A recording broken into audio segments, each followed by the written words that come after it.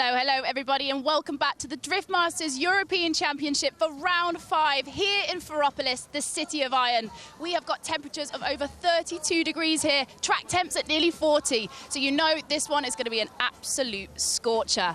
As you can see around me, as I'm on the top of an industrial machine, this is an open air museum which we're going to turn into one of the biggest drift events of the year. It's going to be fantastic this evening, the energy is going to be high, and we're going to see who's going to be potentially taking that top spot. Now let's take a look at our calendar. So far we've had 4 rounds, 4 different winners. We've got Ferropolis this weekend, and then all roads lead to the PGE Arena in Warsaw at the end of the year. We have got over 50,000 tickets sold to this event, the biggest drift event that the world has ever seen. You are not going to want to miss that. Before we head into that though, we're going to show you exactly what happened in Riga so you can catch up on all the madness. Hello everybody, and welcome to the Drift Masters European Championship. It is round 4, we're in Latvia, and it's Riga, baby! I'll tell you one thing, if you want an unpredictable nature in your drifting, well, we've got a ton of it here this weekend. In qualifying, we had lovely, hot weather, and now the rain has come down. This means that all of those championship hopefuls are going to be under big pressure now, and one error, that's the end of your season. It's going to be Nick from Latvia, the local hero, going up against Peter Więcek, who has to get the job done here. A top 32 exit for Peter Więcek would probably end his championship hopes of 3 in a row. Oh, Więcek makes an error, stays on a bit of understeer there as he goes through in the chase positions. Nicholas Burton's getting the win on a split decision as he goes through, and Więcek's exits in the top 32, and this championship just becomes more and more unpredictable. Yeah, it was a mess in general. I thought should be a bit more careful. It was simply my mistake. Obviously a very dejected Peter Więcek, and he's a great guy. He's going to be all smiles for the cameras, but inside he knows what that means.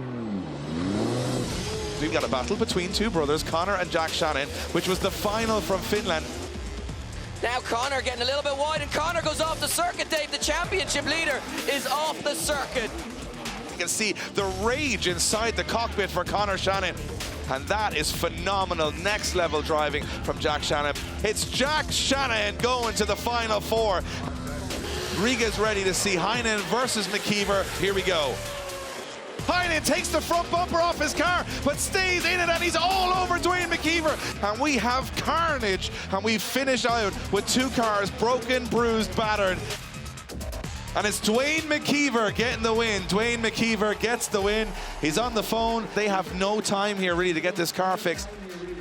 Here's how it is. Dwayne McKeever will not make it to the line. Gearbox failure in his car, meaning that Nick is going to go straight to the final, meaning that the next battle we will see is Jack Shanahan against Juha Rintanen. Remember, the winner of this battle will go to the final. The loser will automatically take 3rd step on the podium. Jack Shannon is like a rocket ship through the first 2 corners, but now Rintanen starts to turn the screw and get back into this one. Where is he in the smoke? There he is. Rintanen pops out on the door of Jack Shannon. Last minute dive as Shannon throws it out to the wall, and what a run this is. Jack Shanahan getting the win.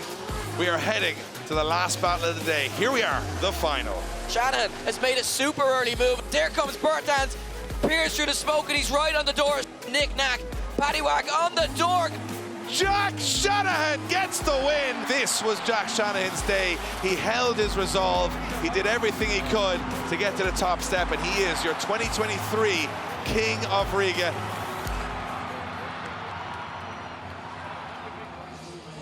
Well, there you have it. That was Riga. So many emotions. And that championship fight is really heating up. Obviously, we have in first place Jack Shanahan after that win with 296 points, followed by his brother, just 31 points behind. Juha Rintanen in 4th, Juha Rintanen in 3rd, Lauri Heinen in 4th, and Dwayne McKeever in 5th, Peter Więcek in 6th. Well, it's going to be a huge, huge event this afternoon because Peter Więcek has got a long way to go if he's going to defend that championship. But looking at the bracket for this afternoon, it's heavily weighted on the other side to him. So maybe this is going to be the break he needs to scoot through and collect up some very well-needed points to try and get that title. We're in the paddock, the fans are all here, the sun is out. You know what, I love drifting because it has such a vibe and it's definitely electric here. Qualifying yesterday, there were so many 90s on the board.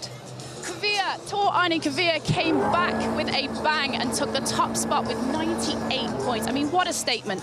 Takes some time out of Drift Masters, then he comes back and puts it right on the top spot for qualifying. So he is going to be a real cat amongst the pigeons this weekend. Benediktas Čirba also making a statement, but with the 3 top qualifiers with 98 points, throwing down some incredible runs. This track makes the competition so close. Lauri Heinonen, he is a fan favourite here, and we could hear that car absolutely scream. Another 98-point run to put him in 3rd place. It's going to be incredible, and the noise from that car as we come into the action this afternoon. So there are our qualifying results there. We have 3 cars with 98 points and then a further 4 drivers with 97. That is how close it is this weekend. It's going to be huge. Looking at the 2 top spots in the championship right now, I've headed down in the paddock to have a little chat with Jack and Connor Shanahan. First of all, our king of Riga, Jack, you had an incredible time in Riga. It was an emotional roller coaster from start to finish, and you're sitting in the top spot for the championship right now. What is going through your mind at this event? I mean, you won here last year. Is this a track that you really like? Yeah, obviously going into Riga, like I wasn't expecting to win or be leading the championship. So when we got home, we just kind of like looked back and kind of thought about everything and was like, this is not a position I thought I'd be in this season at all. So to be honest, I just didn't try to think about this event as much as I should have, to be honest, because I just didn't want to be under so much pressure. Like, and it's kind of worked. It kind of hasn't. Obviously, yesterday in qualifying, like it's a 96 with like P10, which is like it's odd. You know, usually a 96 is 2nd, 3rd place at least. You know, so yeah, it's a bit confusing, but yeah, battles are tough today. So all we can do is just try. The track is good. I think it suits me. So all we can do is go out and enjoy it, I guess. Like, you know, if me and Connor both make top 16, we meet each other. So, you know, and that's the championship kind of decided there and then, really, I think, for whoever beats each other. So I'm not really focusing on it too much, but just going to go out and try and enjoy it and just enjoy the moment with Connor, basically. So that's all we can do. You took my next question away from me. I was about to say, top 16, you could end up meeting Connor. Talk to me about what that's like. At the end of the day, you're siblings, but you are also competitors. What's that like in your mind? Like obviously, like I want to beat him, he wants to beat me, but then whoever does beat each other, like we're hoping that we're going to go all the way to the top stop and then they can lead the championship, you know what I mean? So that's kind of the way I look at it. Like, we're kind of in a better position than anyone else on the grid, I think, because not only are we a team leading the championship, we're a family leading the championship. So if one of us can just beat each other and then go all the way to the top and make sure that one of us bring it home to Killavullen, other than that, I don't really care. Thank you so much, Jack. It's all love. It's all the love is going back to Killavullen, regardless of what happens. Now, Connor, qualifying yesterday, we saw that you had a little issue where you met the wall with a bit of a bump. Now, what happened? Because sometimes when you're drifting, it can all happen so quick. Was it driver error or did something happen inside the car? Yeah, there was a bit of a glitch in the matrix. One of the biggest mistakes I've made in quite some time, taking on the chin as well. Unfortunately, it was quite a strange one also, not like I meant to do it, but as I entered onto the first corner and came to outer zone 1, when I went on the handbrake, my foot slipped off the clutch and the car stalled, so I lost power steering. Quite something what's unusual to happen. I didn't even realise that happened. I thought there was something wrong with the car. Then came back to the pits and I was literally like to my team, I was like, what? I don't know what just happened. And we watched some onboards back and you could see my foot slip off the pedal, and then that all made sense. So in a way, I was glad to see that because I was a little bit confused. Being honest, I was quite dejected yesterday. I was annoyed that even outside of the crash, I don't care. You know, everybody makes mistakes. I'm only human after all, but it left me in a difficult side of the bracket. Not ideal for the championship, and if I put a good second run in, I probably would have been in a better position today. But it was reset, and it is what it is, and we're ready to go again. Let's talk about that championship fight. Looking at the bracket, obviously I just spoke to Jack about the fact that you guys could meet in top 16. It feels like a lot of the bloodbath is in your corner of the bracket.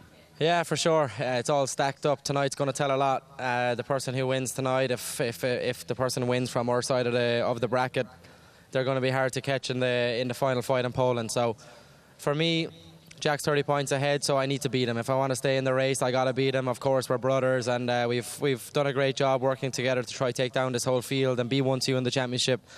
I don't know if it's possible to finish 1-2 now that we meet this early in this competition, as one of us will go home, but Jack has the advantage, so I would rather him get knocked out than me. So I'm going to give it everything, and that's all I can offer every time is just push and have fun. But this event has been incredible. You know, the break was nice. Me and the team went for a swim and stuff, so it's a little bit relaxed, and now get the race suit back on and get back in race mode. Absolutely, Connor, and good luck in your top 32. Thank you. Well, there you go, guys. It's going to be massive. It's all heating up. We're at the penultimate round of the year. Let's get into the action. I'm going to throw you up to our commentators, Dave Egan and Ian Waddington. Boys, it's going to be a big one. It is indeed, Becky, and welcome once again, ladies and gentlemen, to the penultimate round of the Drift Masters European Championship. The sun is splitting the iron and the steel and the concrete here in Germany, as this is the hottest event of the year. Plus 30 degrees, over 50 degrees on the surface temperature right now. This is going to be a tough war of attrition for all of our drivers. Now, while the big stadium event in Poland will decide our champion, this event may just do the same, because a lot of the drivers competing for that championship are now going to be going head-to-head on the right-hand side of the bracket in the top 32. We've had 4 different winners. We've had maybe have another different winner after today. My name is Dave Egan. I'm going to be talking you through all the action alongside my good friend and colleague Ian Waddington. Ian, this is one event that we look forward to right from the off in the calendar, because we know it's going to get close and door-to-door from the off. It certainly is, Dave, yeah, and it is one of the highlights of the calendar for me personally, because it is that tight, technical, personal experience. The crowd get up close and personal to the circuit, and the drivers, well, they manage to get door and door with each other. This one, there is so much technicality involved in this one. This one, there is nowhere to escape. We see that in qualifying. We see that where the judges were saying, if you miss one outside zone, that is it for qualifying. You may not make the grade. It's a tight technical, but it's super hot today. This one's going to be tough to the final. Absolutely. We'll start off with our top 32. As you guys can see, local time 4:30 right now. But then the main event, top 16, with the parade, with all the fireworks, with all the pyro, that's coming at 8:25 p.m. And every driver here wants to be in that top 16. And for those hunting the championship, they've got a very tough track to negotiate. We saw unprecedented levels of high scoring in qualifying, and those were handed out by our 3 judges, Vernon, David. I'm going to hand you over to our head judge, Kevin O'Connell, to talk you through the incredible track we have laid out and how tough it's going to be to decide who's winning what battle.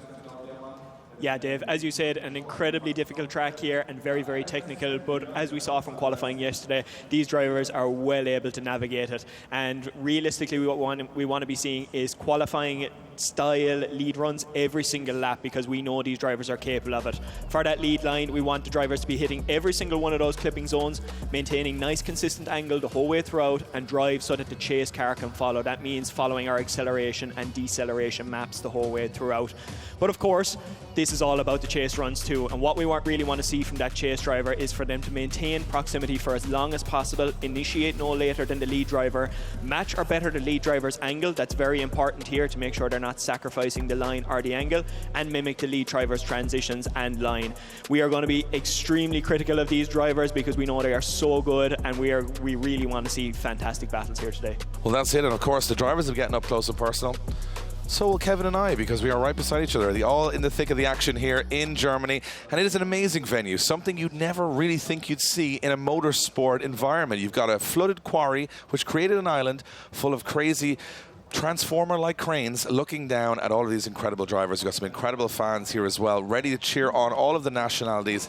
And I'll tell you one thing, Ian, I am very excited about where we are heading today. I think we're going to see it from the start, but let's have a look at that track. Let's look at what Kevin was talking about. It is a tough one. It looks simple from above, but a lot of walls, and they're all immovable. It's got no inner zones. Why would you need any of those? Outer zones, every single one of them on a concrete wall, and just one deceleration zone. Off the start line, you got to be pumping through the gears, hit that clutch kick, and throw it into this first arc into outer zone 1, which is where a lot of these battles will be decided. It's tough to stay wide and get to outer zone 2, and that first corner sets you up for the rest of the track. You got to collect those 3 outer zones, 1, 2, and 3, and then it comes to the first transition. This is where you're going to see the chase car starting to make some moves as they come onto this immovable wall on outer zone 4. It's about getting the rear wheels of the car up close to the wall, keeping them pinned all the way around. It's all about timing the next transition perfectly. Get it too early, you won't get to outer zone 5. Get it too late, and you're in the wall. And then it's back to business. Outer zone 6, and then across outer zone 7 on the finish line. It's all walls, it's all carnage, and it's about getting it so close that it's almost taking the paint off the bumpers without making a crack. Ian, this is a tough round for these guys to be perfect, especially with the temperatures inside these cars. But check this out. It is like a final after a final in this top 32. It certainly is, Dave. Every single battle. With 21 drivers, Dave, scoring a 90-plus run. That means that these guys have got this track dialed. This is the 4th year now the Drift Masters European Championship have come in here. So these guys are kind kind of working this track out year by year, and now they've got it absolutely dialed, and you can see that with some of these battles. Michal Reichert versus Eryk Goczał. Those two guys are heavy hitters in their own right. You wouldn't want to see that in a top 32. That's a grade 8 top 4 battle. We're going to see it straight away off the mark. Więcek versus Pöytälaakso. Some of these battles, Dave, they're a dream. They're fantasy battles. Absolutely. Looking at Max Heidrich against Naoki Nakamura, this is just a wildest battle I've ever seen. Now, this is the thing we want to check out, though. Right-hand side of the bracket on your screens, Conor Shanahan, Jack Shannon, Laurie Heinahan, Juha Rintanen, and Dwayne McKeever, all on the right-hand side of the bracket, meaning that they will be going up against each other at some point or losing out to everyone on the left-hand side. And could we see Więcek come back into the fold with the bracket stacking up his way? Well, it's all ahead of us. It may not play out that way at all, but we're here to see what happens. It is time to go to our top 32.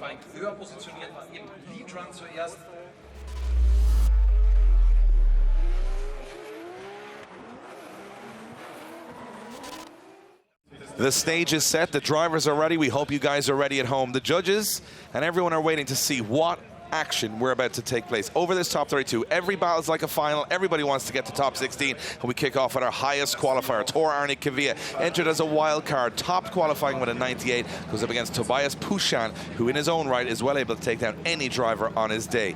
It will be Norway against Poland, and I'll tell you one thing, Ian, fireworks from the off. Drivers saying the temperatures in the car, 100 degrees under the hood, probably over 50 in the cabin, but the track is about to heat up even more as we send them off the line for the first battle of our top 32. Here we go.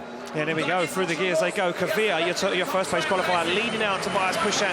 And this one not to be messed around with. You see those white lines on the ground getting absolutely fired in the air as Kvia goes to the wall once again. Textbook from him in that lead position. He'll be wanting to follow exactly what he did in qualifying yesterday. But Puścian now giving him the room to manoeuvre, not doing too much, getting up onto that front wheel on that long outside zone as they transition back to this long last corner, as Kvia goes for the wall, goes for the finish line. But Puścian is on the door, Dave. Yeah, the whole way around.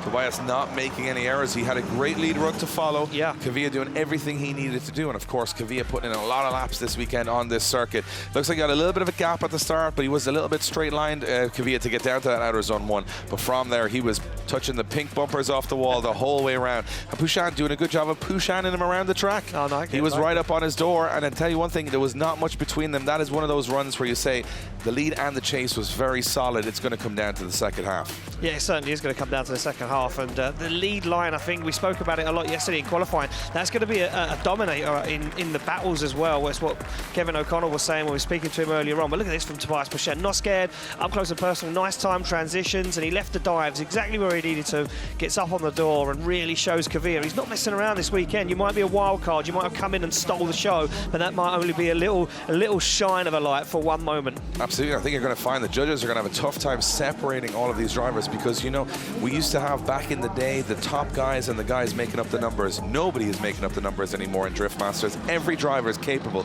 of winning a battle and even an event.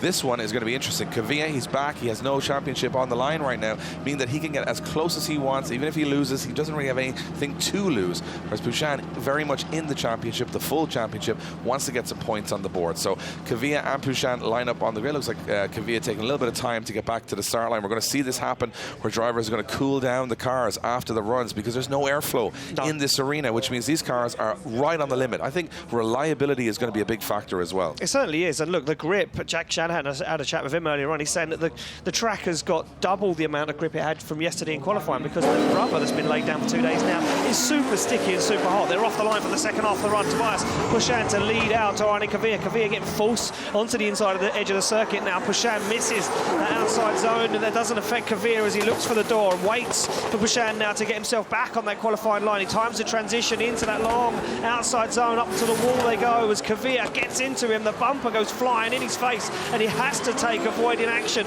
as Puścian goes for one last push across the line. Kvia looks for the back bumper. Yeah, it looked to me like it was all about that initiation. It looked like the first part of the track is where the judges are going to weigh heavily here. It looked to me like Kvia going very much on the inside of the track. Was that a situation with Puścian? Kvia goes right on the inside of the track, but it was a late initiation from Puścian, but he goes early, and that means he misses outer zone 1, which puts Kvia on the inside of the track. Now, outer zone 1 being a super important part of the track for all of these drivers. We watched in qualifying. If you missed that lead run was always going to be deducted. So it looked to me, again, Puścian goes towards outer zone 4 here, gets a little deep. The back end of that BMW making a big hit with the wall. wall just about here, and you can see that Kvia, like, this is going to be a great view in the car as he sees the back end hit the wall. There's going to be bits of fiberglass firing off on Kvia as he comes through here. Yeah, gets very deep here. Yeah, back bumper. You know what? He gets through it though, and Kvia almost frightens himself and backs off a little bit. Treasure's going to have a little look at that one, and he gets back up on the door. So yeah, a little mistake there from Puścian as he hits the wall. I think that's causing Kvia to back off a little bit. But at that point, Puścian, you know, he's left quite a bit of BMW on the track at that point. He did a good job in the chase position, but the lead looked to me a little bit more solid from Kvia. Yeah, I mean, that's what the judges are going to break this down to. They're going to break it down to lead, chase to chase, and they're going to go through the whole single point of the run. These two guys get out and brace themselves. It's not easy out there, Dave. No. The track isn't forgiving, the temperatures aren't forgiving, and the competition, as we already explained 100 times before, is so tough this week. Well, we always say everyone wants it. Yeah, we always want things to heat up in the top 32. We could do with them cooling down a small bit here, because it's very warm. Kvia having a look at the screen, Puścian having a look at the screen, and it's going to be very warm in those 3-layer race suits and helmets in those cars, especially with the amount of temperature these cars produce. I mean, they're going to be hot all day. Of course, we're going to finish this event under the lights, which will bring the temperatures down. It also brings the grip levels down, so everything's going to be changing. Decision dropping in. Will it be Kvia? Will it be Puścian? And it looks like it's going to be a one more time between Puścian and Kvia. And for the first time today, I'm just going to throw a little back to Kevin O'Connell. Kevin, give us the high level. It looked to me like Kvia had the better line, but there was a couple of bangs off the wall. What did you think? Yeah, absolutely, Dave, and I think we're going to see this a lot today. It's going to come down a lot to the lead runs, and if the lead driver is setting up the chase run. And we saw that here. Torjan Kvia was able to set up, was on the qualifying line the whole way throughout, so he gave Tobiasz the opportunity to be able to chase him well, and Tobiasz advantage of that good lead run, and he had great proximity the whole way throughout. Unfortunately for me, Tobiasz didn't have as clean a lead run. With the walls, and didn't give that opportunity for Tor to chase. So in my opinion, Tor won the lead and Tobiasz won the chase, so we have to see him go one more time. It's too close. Okay, well, there you have it from Kevin O'Connell. So good chase run from Tobiasz, good lead run from Kvia. That means we go one more time. We're back to the start line. Another two heavyweights line up, two drivers we've been big fans of all year. Kuba Przygoński in that GR86 full blue carbon. He's got the wing back on it, came off on the fence yesterday in qualifying. And we've got Diogo Correia from Portugal, the highest ranked driver in the history of Portuguese drifting. He got a podium in Finland, but can he take down Kuba Przygoński? He's been around the world, he's competed in many different disciplines, but he still has yet to get a full outright event win in Drift Masters. Could today be the day, or will Diogo Correia go 1 or 2 spots better than Finland? He's pumped up and ready to go. Both of these guys are going to put on a show, and this one is going to be fireworks. It certainly is going to be fireworks. For me, look, Jakub Przygoński is the technical driver. He's absolutely pinpoint perfect. You've got Correia, though, on the other side of the track, ready to battle him down, and he is the wild man. He throws flair and style into it, and now they're going to have to go door to door. This one's going to play out in a very strange way already, because look at the separation. No real proximity from Correia. He's trying to make a dive, but he's on shallow angle as they go into the wall now. As Przygoński puts foot to floor, you can see Correia making those dives, but it makes a mess of that dive as they come into that second to last outside zone, up to the wall, and Correia finally gets on the door. Yeah, it looked to me, the mistake came from Kuba at outer zone 1. He looked like, I think it's grip levels. I think they're going in there expecting to spin some wheels, and those cars are gripping up. Watch Kuba, he kicks the clutch here as he comes through the first corner, and it doesn't push as wide. He almost straightens as he comes down, meaning he misses inner zone 1. Means Correia backs off a little bit there. So to me, it looked like Kuba just missing outer zone 1 and 2. Once he got past that point of the track, it was business as usual. And Correia doesn't have great proximity from there, but then he backed off a little bit on the first corner. So from my perspective, just looking in, it looked to me like Kuba, another driver falling foul of the grip that's at outer zone 1. If you try and clutch kick the car to let it float, you expect those back wheels to keep spinning. You don't expect it to straighten up. And then just as you're getting to the end of the arc on the first corner, just before outer zone 1, you're kind of pulling the handbrake to extend it. It didn't go as far as he wanted. Other than that, absolutely picture perfect from Kuba Przygoński over the rest of the run. So one small error, but you know, not a huge amount of proximity from Correia. So it's interesting to see which way this one will play out. And if you look at the initial judging decision against Kvia and Puścian, you're starting to learn that it's not just about doing it in one position, not just the lead. You got to do it in the chase too. Yeah, and I was just going to come to that, Dave. I was going to say, now going back to that first battle where we've kind of worked out how the judges are looking at these battles and how tight they are. They are splitting these like by hairs, because, and we said this in qualifying, they were picking out every fine detail, and that's going to come all the way down to the battle. So any tiny mistake made by these drivers is going to get seen, and it's going to make a big impact on the score. They're off the line. It will be Correia to lead out Przygoński for a spot in the top 16. Awaits nice initiation from Correia. He carries the speed, the bumper dispatched from the back end of that BMW now as he fires into the wall. And you can see Przygoński taking all the opportunity to tuck up on the inside. He goes for the front wheel. He's not in the outside zone, but he has that proximity as Correia rubs the back end of the BMW along the wall. Nice transition down, and Przygoński sees an open door, and he takes the opportunity to park that brand new GR86 on the door. Wow, what a run from Diogo, Correia and Przygoński. I've got to say, from my initial perspective, Correia's lead run looked pretty spot on to me. Kuba cutting a lot on the inside. I think he got himself caught a little bit through the first corner. He's right on the inside of the track, meaning he's just kind of stop-starting that chase run. There wasn't a lot of fluidity to it, and we're going to see a lot of our marshals here. You know, they got a great way to get around town with those little scooters, picking up bumpers. And now watch this. Correia goes wide, where Kuba misses outer zone 1. Correia absolutely smashes the bumper off outer zone 1. And look at Przygoński, goes a little too shallow through that first corner, gets caught on the inside of the track. He's actually overtaking the lead car at that point, meaning he's got to back off a little bit. So that's, you know, just outer zone 1 for me, and 2 on both runs. Kuba having a little bit of trouble there, but then again, Correia not having huge proximity when he was in the chase position. The lead run to me looked better from Correia. Very hard to know. We're being very critical here, but these are incredible drivers doing incredible things.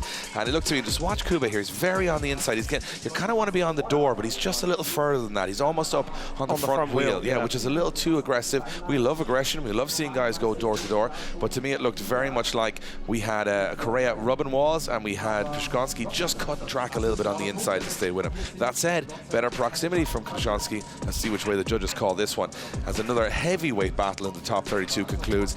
We are getting them right from the off here. It's going to be a long night in Germany before someone gets crowned the king of the Iron Drift King, as I'd like to call them, because this track takes no prisoners. It certainly doesn't, Dave. And look at both of these guys, neither of them know what the decision's going to be. No, they've had a look at that one, and they've watched their own mistakes. They've had a look at their own situation and said, oh, I don't know what way it's going to go. We're about to find out very shortly of who's going through to the top 16. Will it be Portugal? Will it be Poland? Will it be Correia? Will it be Przygoński? And it's Diogo Correia getting the win. Diogo Correia gets the win and goes through. And to me, it looked like the lead run of Diogo Correia being the standout moment from that battle. And Przygoński cutting a little in the chase. And that's not going to help you out. So there you go, Correia getting the win and going through. Yeah, I think it's going to come down to that lead, Dave, to be honest with you. I think if you're not putting down a nice lead line, then that's really where the decision's made. And I can see Kevin O'Connell looking at me, shaking his head, saying, yep, you're right. The lead has to be perfect, Dave. You have to have that lead run. If you got over a 19 qualifying, you got to be getting over a 19 in your battles. That's the way it works. Well, this is an interesting one on the line right now. With the Estonian Kevin Pesur, who's been a highlight reel now, kind of making his moves, making his name known. Right now. He's sitting alongside a man that says, hey, I was that guy. Max Miller from Ukraine sits on the line, this brand new BMW F22 2 Series, and he says, well, look, I'm here to party this weekend. He's having fun. We see him in the crowd dancing last night with everyone. Kevin Pesur's business. He means business. But ready. Max Miller's saying, hey, Max Miller was trying to win practice this morning. He was out there smashing doors, driving his car like it was a €2,000 beater. He is going for this one. Off the line they go. Kevin Pesur on the lead. Max Miller dropping back a little bit. Got to start making the move. Does now. Max Miller a big angle in the chase. As he now Kevin Pesur pulls that BMW up against the wall. Losing a little ground here as Max Miller's got to make a move to outer zone 4. Does make that move. Gets up on the door, and here we go. Now we get the proximity we wanted from both of these guys as they transition back. Max Miller transitioning early. It's going to leave him on the inside of the track as Kevin Pesur goes right to the edge. Max Miller just missed timing that transition, but staying very much in the fight. Well, there you go. You had the lead to chase, and that's what it's going to come down to. That's going to be the story of this weekend, and we can see Max Miller in that car. Absolutely beautiful BMW 2 Series that he's got underneath him. And I think for the initiation, he kind of lost a lot of ground. You can see him way on that inside, almost dropped a wheel over the edge of the track. He took a big dive on initiation, but then he kind of backed out of it a lot because he was waiting for Kevin Pesur to set himself up on that lead line. And then, unfortunately, Pesur, we know these guys run mega grip, started to drive away, and it took Max Miller a little whip to get back into the fight. It was only here, really, he made the dive, Dave, and really sealed the deal. I think this transition is just too early for Miller. He gets caught on the inside of the track. He transitions way too early, leaves him on the inside. He's got to slow up on the handbrake. You know, he does really well to adapt to that, and he gets back. So when you see this picture right at the end, it looks like he's made no errors. But I think if you look at Kevin Pesur in the lead position there, he did what he did in qualifying, a really nice lead run. Miller had moments of brilliance, but it wasn't consistent. Let's see what happens when they switch him around, because Miller's got that wild style. It's not going to be as easy for Kevin Pesur to predict what he's going to do. It certainly isn't. Well, Max Miller now off the line, smoking tyres already. Big clutch kick initiation from Max Miller, and you can see Pesur almost tagging the back bumper, both shallow on that first outside tire, but he sets himself up lovely onto the wall now as Kevin Pesur goes for the door, looks looks for the transition, times it perfectly, but he's losing some ground. He can't seem to get up close and onto the door where we expect them to be, and he mistimes the transition, breaks way too early now. Max Miller opens up a little pocket and starts to drive away from the Estonian. Well, that's just made it pretty interesting because there's two major errors there on that run. You've got, I think, Max Miller missing outer zone 1, big error. He goes too early into the corner. And then Kevin Pesur in the second transition just seems to get a little lost in the smoke, not sure what he's doing. And then when he transitions, he goes, oh no, I'm in the wrong place altogether. Now, again, he's able to recover from that. But once the judges have the discussion here, it's going to be a tale of who made the bigger mistake. Watch Miller here. He doesn't go all the way out to the wall. He comes away from it early. He's not, you know, just barely gets a wheel in there. And then Pesur doing a good job. But from my perspective, you know, it's the second transition that I think Pesur just made that error and maybe cancelled off any advantage he had from the first half. Yeah, I think you're absolutely right there, Dave. And you can see Max Miller opened up a flyer as soon as he got himself back on that line. He realised on the initiation what he'd done, and he let that car wash way out to the edge of the wall. But for me, Kevin Pesur, there's a lot of mistakes in there. You know, we say there's no proximity, and people at home are saying, what are you talking about? He's like 4 foot away. On this circuit with these cars, these guys, we expect them to be wheel on door the watch whole this track. Transition from Pesur here. He brakes way too late. Look at this. He does it way too early, and he doesn't follow the lead car out to the edge of the track, so he kind of gets himself into no man's land there. Is that the biggest mistake over the 2 runs, or Miller's, you know, little errors on outer zone 1 on both sides? Is that balancing it off? It's so tough to say. And as we wait for the decision from the judges, I think it's going to be a tale of who made the bigger error. And we don't want to be so negative in the way we call this, Ian, and they're doing incredible things out there. No, they are, yeah. But we're trying to decipher who's getting the win. And if you're going up against the best, you got to beat the best. And who's won this one? It is going to be Kevin Pesur from Estonia getting the win and going through. And Kevin, just got to talk about it. Pesur looked like he made a little error, but there was some errors from Max Miller on outer zone 1 as well.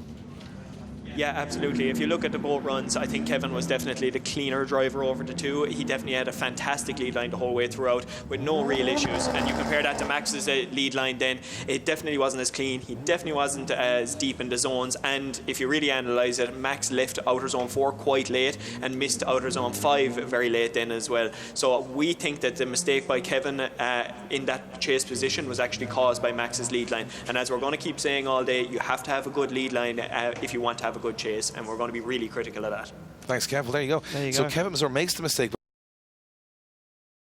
Is watching it so much more technically than we are, than you guys maybe at home are watching it. They're watching from a criteria basis. They're not, you know, swayed one way or the other by the gravity of the battle. Like, here's another huge one coming up. They're not looking at the cars, they're not looking at the smoke, they're looking at the technicality. We've got another big one here, which is going to be Adam Zalewski against Andreas Lilja in amazing form yesterday. Yeah. There's not much left to the back end of that Mark IV Supra because he's been smashed. It looks all right now, Dave. What are you talking about? He's had a little time overnight to fix it, but Zalewski came out flying yesterday in qualifying, back to his best. He's going to be a tough opponent here in the lead position. Well, he has a point to prove this weekend, as Adam Zalewski has had a bit of a misfortune this season, and he wants to put his name back on the table and back in everyone's mouths as now he fires through. Andre Lilja, a wild card, makes a big mistake there, shuts it down, misses a gear potentially as he gets that car back up and going. It allows Adam Zalewski now to start to drive away, and as much as Lilja can cut the circuit to try and get on the door, there's nothing in this one for Lilja. Yeah, incredible stuff from Adam Zalewski. Just kind of fell off it at the last zone there, didn't go quite to the wall. We talked about these GT86s having 0 rear overhang, so if you go to the wall, your back wheel is going to the wall, not the bumper. To me, it all sort of goes wrong from the start. A very late initiation from Lilja there, and he does that to catch up to Zalewski, but he puts it on kind of a very stop-start here, where he's got to go on the inside of the track. So you can see Zalewski doing exactly what the judges want him to do, staying wide, collecting zones. Could be a little wider here and there, but this is the big mistake. Some sort of shutdown, something gripped up. I think maybe he expected the car to fluidly transition and just kind of gripped up and stopped. That to me is a big error from Lilja there, and I think if you look at the whole run, even though Zalewski misses that last outer zone, the rest of it was so polished, so clean and so fluid that a mistake of that magnitude is going to be even more exaggerated when you see it so plain as day in the middle of the track. Exactly that, Dave. Well, there we go. Long run up for Zalewski there, or is he going to make his way to the start line? He's still going to give him a long run up. He's going to give Lilja a long run in here. We know that Lilja's car is fast. That Mark IV Toyota Supra running that 2JZ underneath the bonnet. 1,000 horsepower, Dave. I know it's one of your favourite cars of the weekend. You keep going over there trying to buy it and have to keep pulling your bag. He ain't selling it. I'll tell you one thing about that car. I just love to see the original engine that came in a car now being used in drifting, although with 4 times the power. We're about to see him light him up 1,000 horsepower as he comes off the line. So that's doing a great job of timing the run in there as they come into that first corner. Lilja is shy on outer zone 1. Goes to the wall on outer zone 2 now. Zalewski getting left a little bit for dead here. That Supra is very fast. Zalewski knows he has to make the move now and has to cut track to stay in the lead, or stay in the chase position right on the door. This is going to have to be brave from Zalewski, and it is. He jumps up onto the door. Big angle from the Mark IV Supra as it smashes into the wall once again, and Zalewski's there on the door. Well, that got a little spicy halfway through. That got a little bit spicy halfway through. I'm going to put a bold statement and say that was a cleaner lead from Lilja than it was from Adam Zalewski. But far better proximity from Adam Zalewski. Yeah. And we didn't have that big stall-up error, which we did from Lilja. So, and I think that was the only thing that sealed the deal. Yeah, let me have a little check here on outer zone 1 to see if Lilja did actually make it out. Did he go too early and come away? No, he kind of got in there. He kind of got in there. It wasn't too bad. Wide from Zalewski in the chase, though. Judges like to see that, staying wide and you know, filling the zones with the lead car. But it just looks like he didn't have the pace right there. But the big angle from Lilja allowed Zalewski back into the hunt again and right up onto the door. And from here, the proximity was pretty excellent from Adam Zalewski as he went round. But you got to say, kind of a good chase without a good lead. And look at Lilja filling that outer zone absolutely expertly. Yeah, I mean, look, he's done a perfect job there, especially on this transition to outside zone 5. You can see he fires that car a big angle, and it doesn't really upset Zalewski. Zalewski stays in it and actually encourage him to get closer, and he pushes right up onto the door all the way across the line. Gives him a little tag just across the line. I like that. I think it's the exclamation point. He knew at that point of the battle, he made the decision, probably going to outer zone 4, I need to do something a bit wow here. I need to take a risk. Yeah. And he did. And I'm not sure if it's going to pay off. We don't know what the judges are going to say, but to me it looked like Zalewski taking a little bit more risk in the proximity department and getting up close and personal. Lilja having that shut down in his chase position. Will that be the tail of the tape? We'll see which way the judges go. And I can imagine it's almost just as exciting to get out of the car as it is in the car today. I was just going to say, you could see how quickly Zalewski took his helmet off, as if to say, I need some fresh air. Well, let's see who's going to the top 16. Will it be Zalewski? Will it be Lilja? It's going to be Adam Zalewski getting the win and going through to top 16. Andreas Lilja from Sweden put on a great fight there, but not enough to take down the youngster Adam Zalewski, who's back in business this weekend. He's had some mechanical issues this year, but when his car is working, he's always working. And very rarely makes some mistakes, Adam Zalewski. Once the car is going, I think very similar story for Peter Więcek and Adam Zalewski this year. Mechanical failures, not driver error, costing them, you know, a higher position in the championship. And that is what's going to be right on the line now. It's Peter Więcek hoping for a turn of fortune after what has been 3 very tough rounds for him. Our defending champion somehow still could be in the fight for the championship, but he's got to win every single battle from here till the end. And here's one man you wouldn't want to bet against doing that. Peter Więcek lines up against Juha Pöytälaakso, who will be a tough first opponent for him. The Finnish driver, well able to win here. He's actually won this event in the past, so he knows this place like the back of his hand. This one is going to be fireworks from the off. Więcek's got all the pace. You can see why Juha's taking that big old run up behind him. Here we go. Yeah, here we go. You can see the concentration inside the cabin of the S15 from Więcek, and he already opens up a bit of separation. Onto the wall he goes, but look at that from Juha Pöytälaakso. Dives onto the door and he looks for Więcek, but now Więcek starts to scrabble away. He fires that car across the circuit. The pace from Peter Więcek, the Polishman, is absolutely unbelievable. And now Juha Pöytälaakso is absolutely doing everything he can to try and keep up with him, and he's making massive mistakes, Dave, in that chase to try and get proximity. Yeah, you got it. There was one word I'd used to describe Juha's chase run. It was a little desperate. Desperate, He was trying everything to stay in the fight, and it wasn't, he didn't have the pace. So everything he did, he had to dive, he had to surge, and then once he got there, he had to stop because he was coming in too hot. Watch this. Więcek opens up the lead. Juha knows, I got to get on him or he's going to leave me for dead, but he has to brake here, Juha, because he's going to hit Więcek at this point. And then look at that, he just about avoids a collision. That was knife edge towards the wall. Look how close Juha gets to Więcek there. But unfortunately, that little break from him allows, you know, plays into the hands of Peter Więcek, who puts the foot down and puts a huge gap on him. Again, Juha goes to the inside of the track to say, wait a minute, I'm talking this is an 800-900 horsepower car being made look slowish here at this point, which is ridiculous. But he does a good job here, stays in it. But watch this last transition. As they come through, Juha Pöytälaakso, he kind of dives early, a lot of drivers are. He doesn't stay with the lead car. He kind of gets lost on the middle of the track, has to pull the handbrake. And we're watching this happen over and over again. It's almost better to delay that transition and go with the lead car out to the outer zone. You go on the inside. Yes, you get the proximity, but you got to stall up. So it'll be a real game of chess of how people negotiate that throughout the rest of the top 32. Yeah, that last 3 outer zones, Dave, they were desperate. You could see he transitioned and he was like, I need to make a dive, I need to make a dive. You could see him in the car, how he was working and throwing that car around. Well, he's in the lead position now as the Finnish driver, Juha Pöytälaakso, leads out Peter Więcek. This is for a spot in the top 16, and Więcek knows that every single point on his side of the bracket now will make a big difference. He can now make a move in towards the top end of the championship before we head to his home round in Poland in a few weeks' time.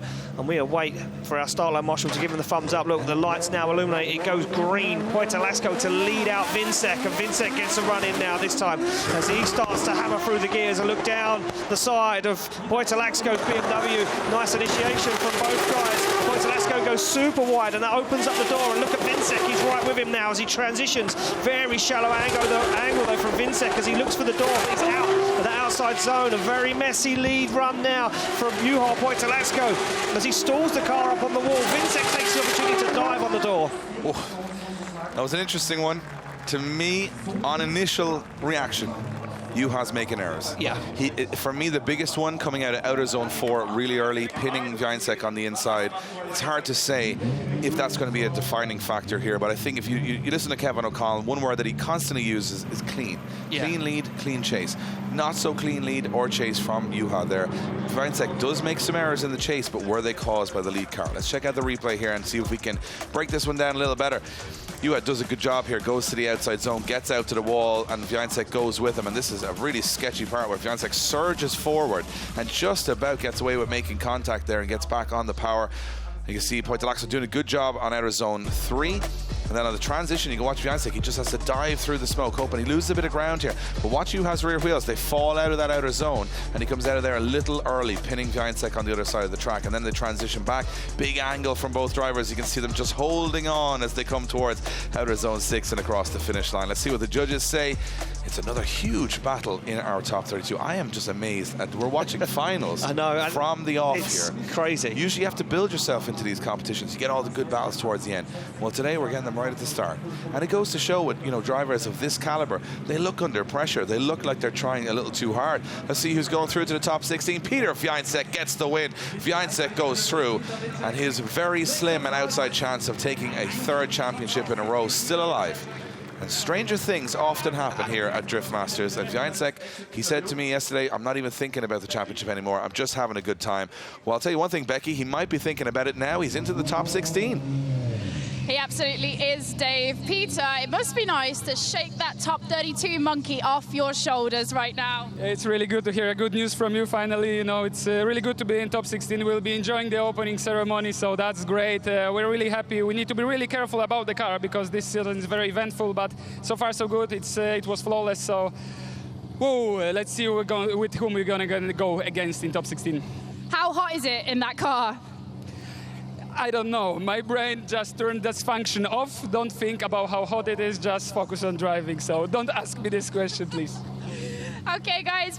Congratulations, Peter. We'll see you in the top 16. Well, there you go. Turn the engine on, turn the brain off, and that's the magic cocktail.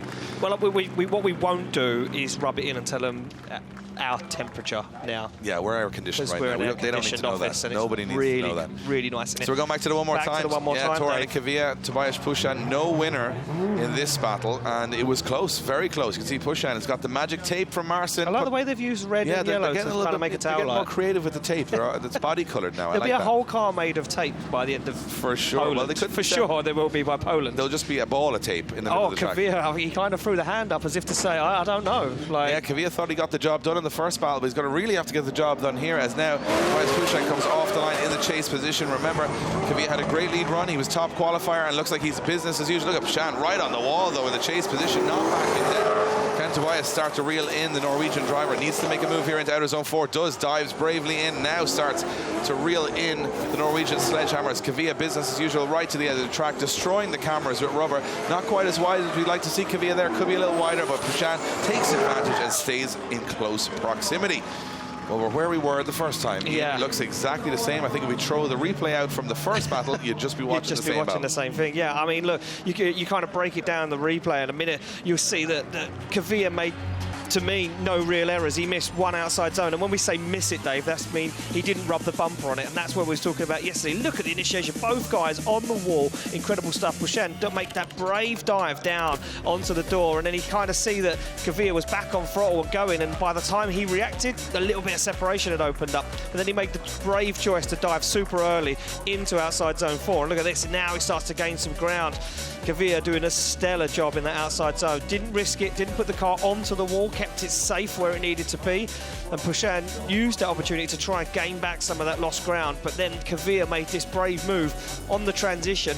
I think he kind of worked out that Puścian was still there and he needed to kind of shortcut the circuit ever so slightly to try and drive away. And it worked to a certain degree, but the judges won't like it in a lead car's perspective. I'll tell you one thing, what I'm noticing is that, you know, good proximity from Puścian there. Yeah. But Kvia now has to be, you know, I'm sure his spotter is on his radio in his helmet saying, oh, we've got some overheating maybe from Tobias's car here. Looks like a lot of steam. Is it oil? Is it water? If it's oil, it's a problem. If it's water, it might be okay, but this does not look good. And I'm not, I'm trying to listen like everyone else to it. Yeah. Is there a rattle from that BMW? Well, there's a lot of smoke there, and it looks like we are going to... something definitely going on there. So our safety marshal apparently it's rubber on the exhaust. That's what we're hearing. Right, okay. We've got fantastic communication to the Starline marshal, and we're able to... Some of our guys are able to overhear. He's got an umbrella. What a way to use an umbrella. Using an umbrella to dislodge some rubber from the manifold. And it's very common. We see it a lot in the paddock. You know, the chunks of rubber now that are coming off of these cars are like the size of a small water bottle, because they are huge, where they're getting, you know, collected up over the circuit, or they're falling from the back of a vehicle, and they end up most of the time in the engine bay of the cars, and 9 times out of 10 they end up landing on the exhaust manifold, and then before you know it, Dave, at the end of the run you have a small fire underneath the engine bay. Yeah, that's why you'll see a lot of these tire fires, as I call them, is because you've got the blowback from the exhaust, the flame from the exhaust, lighting that rubber that's sitting in the inner arch. And Kvia, I think I was just about to finish my sentence before we saw the issues with Tobias, is that he's got to go close. I mean, this is the big task for Kvia now. Tobias Puścian is not going away. No. He's got to go on the door, and its proximity is the only way he's going to win this, Kvia, because the last time they went to battle, he didn't get that close. Now he's got to push. He's got to take a risk here. He certainly has got to take a risk here. Already went for a little risk there, and Puścian flicked the back end of the car towards him. Now, nice initiation down onto the wall they go. And look at this from Kvia. Kvia knows he has to be closer than he was before, and he is. And he's going to go for a big dive onto the door. On the wall he goes, and Kvia now in the pocket, up onto the door he goes. Through the smoke comes Kvia. He's lost a little ground. He needs to get back up into the groove. Onto it he goes. Can he find it? He certainly can across the line. Yeah, definitely better proximity through the first half of the course from Kvia there than we saw the other way around.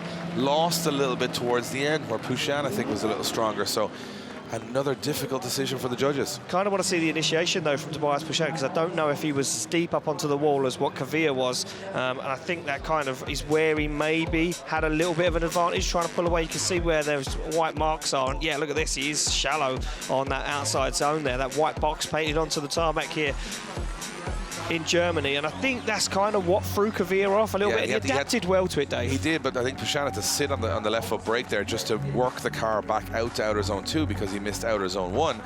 So Kvia had to sort of wait for that, and the car wouldn't have been moving at exactly the same pace he would have expected. So, you know, it's very tough to call. I mean, it's very close. I mean, Kvia does make an error, in my opinion, here. Kind of gets lost up in the smoke.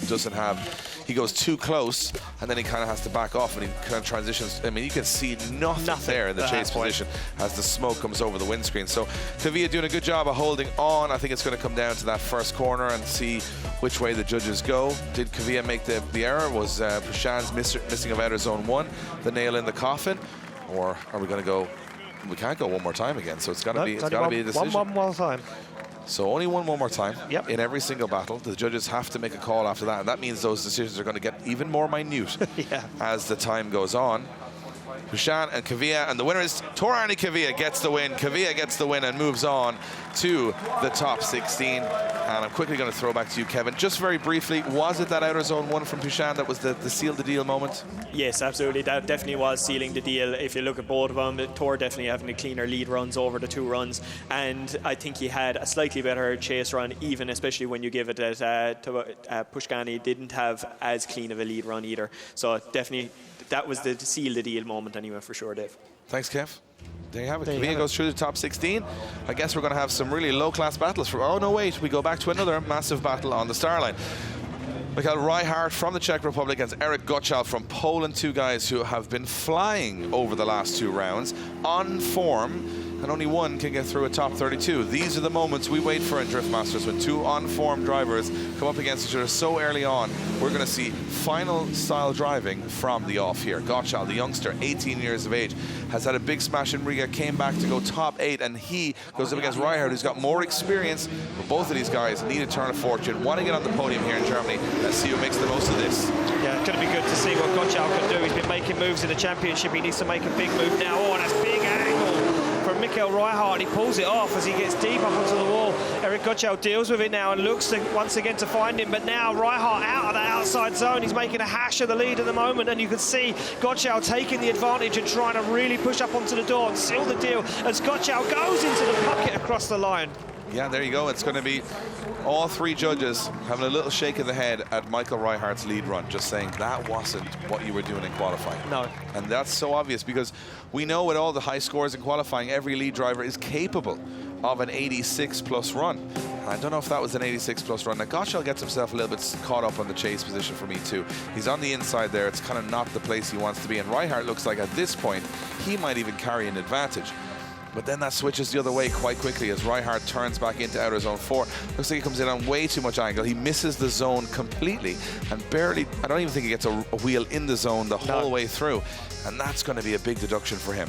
It certainly is, and that really allowed Eryk Goczał to get, up onto the door, into the groove, and find out exactly where Reichert was sitting. And you look at this, right across the line, Goczał took the advantage. He's going to take the advantage, though, here in the lead position. Michal Reichert knows, and he will know from his spotters sitting in the spotters area, that he needs to really get this deal done. Goczał really, Goczał's can't do a lot from the lead position apart from run that 99-point lead run, that 100-point lead run. The crazy thing, Reichert is the higher qualifier of the 2 here. So look at Reichert taking off from the line very early here as they throw into the first corner. Goczał goes wide to the outside. Oh, wow. Reichert on a big angle here. Goczał coming in absolutely flying in that lead position as Reichert just not able to hang with the pace right now. And Reichert making a massive cut of the track to try and make up some proximity, and he doesn't even get the proximity with that cut. It looks like Eryk Goczał's car. Oh, he nearly spins it towards the end, and now he's shut it down, and Reichert hits him, and we've got a mess on aisle 7. Wow. As something weird happened as Eryk Goczał's car looked like it shut down. Reichert hits him. I think he stalled it up on angle, Dave, to be honest with you. I think he came into that outside zone 5, which is on the opposite side of the track to where we are sitting, and as he came on angle, the car kind of jacked up, stalled up on angle, and he had to really work to get the wheel spinning and try and pull himself out of it. And I think Goczał thinks he's throwing this one away. I think Goczał might have thrown this one away, because that last corner, one car did not complete the run. So the judges are going to have to look at that and say, did Reichert have nowhere to go? Did Goczał make the... Up until this point, I think Eryk Goczał definitely has the advantage, so there's no denying that. Look at this, 4-wheel lockup from Michal Reichert. Absolutely sending it in the chase position. Love to see it. Goczał goes wide, not super wide, on the first corner. That 1 Series is really hooked up. It's very fast. Yeah, it's a very fast car, yeah. So as they come through, but this is a massive mistake from Reichert here, though, Dave. He doesn't get in the outside zone. He's in no man's land. So Reichert's out of the competition at this point. And this is where it all comes out. Big angle from Goczał. Tough to see it on this angle. Reichert comes in, hits Goczał, spins. I think this is going to come down to Reichert's placement on the circuit. Watch where he transitions. Transitions, misses 5, but he's on a really weird arc to get to that outside zone. He carries more speed. So I think he's kind of shortcutting the circuit to the point where he's always going to catch up Eryk Goczał. So maybe, Goczał's slowing a tad to the outside zone. It was on big angle, but Reichert does make a huge dive Look at the through. angle he's at. He's kind of triangulating once again this corner. Look, and he comes into that zone way late and hits the back end of Goczał's car. But now I'm looking at it again. Goczał is really slow. Like, he is almost stopped there. But the brake lights are not on. He is just really working the back end of the car. Look, we can see the lights illuminate. You can see the rear wheel spinning. I'm telling you, watch the smoke. Watch the smoke. It dies off. The smoke dies off, and then he goes back on throttle again. If it was on angle, he'd still have smoke in. That's just the way I'm thinking about it. That's going to be interesting. That's going to be very interesting. So you're thinking Michal Reichert might have gone too fast. I'm thinking Eryk Goczał went too slow. That's the way I see it, anyway. As a fan of drifting. Here we go. We're going to find out. We're going to see which way this one falls it down, and it's going to be Michal Reichert getting the win from the Czech Republic. We're going to have to go to Kevin for a little bit of a, I don't know, let's just decipher this. So I said that Goczał slows up. Ian said that Reichert went too fast. Was basically Reichert wrong? Or was Goczał wrong? No.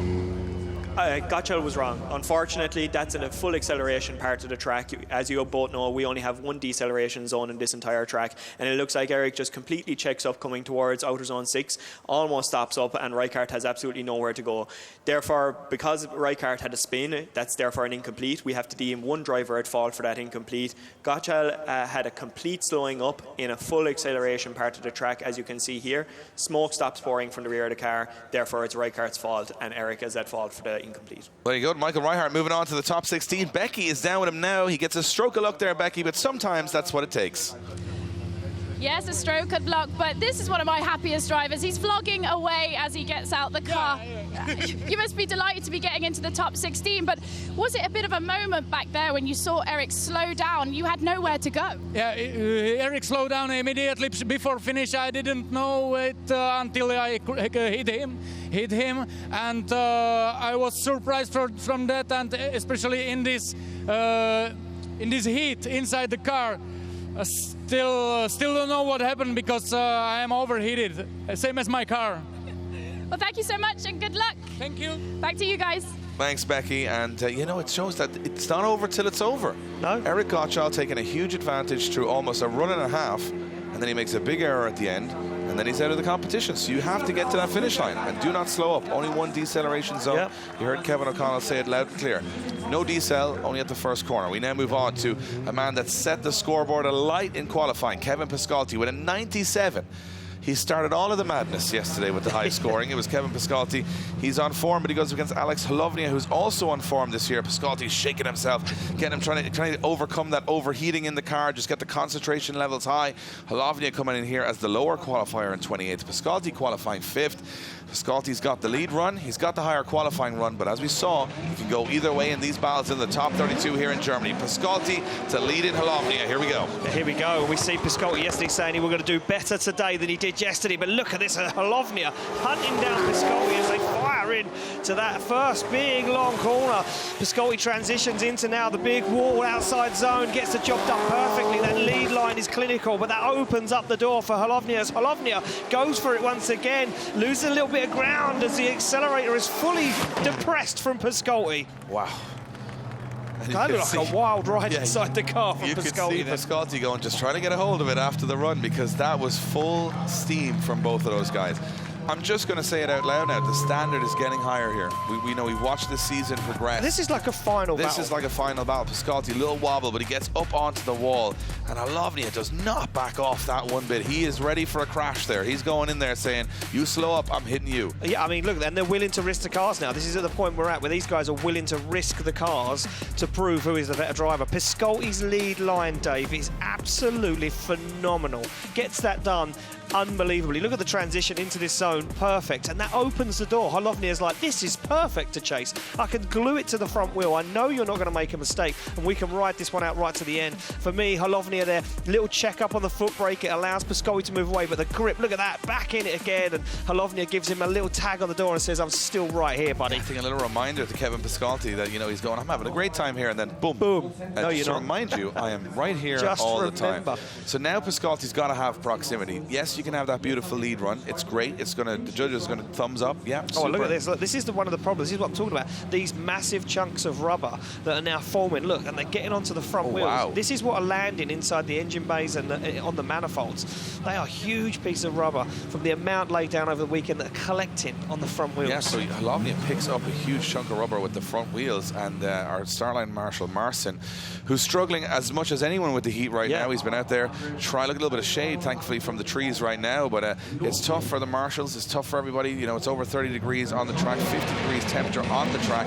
Piskolty, though, is going to have to put all that to the side and get up on the door of Holovnia as he fires through the gears. Holovnia into that first corner. Holovnia, a lot of smoke, a lot of aggression, very aggressive from Holovnia. Is he going to make this? He's not. He's in the wall, but he gets away with it. Holovnia, absolutely kamikaze stuff in that first corner as Piskolty goes, buddy, let's just try and survive this one. As he comes through, Piskolty gets back up onto the door now as they transition back. Holovnia hitting everything but the kitchen sink around this run as Kevin Piskolty, not wavering, hits the door.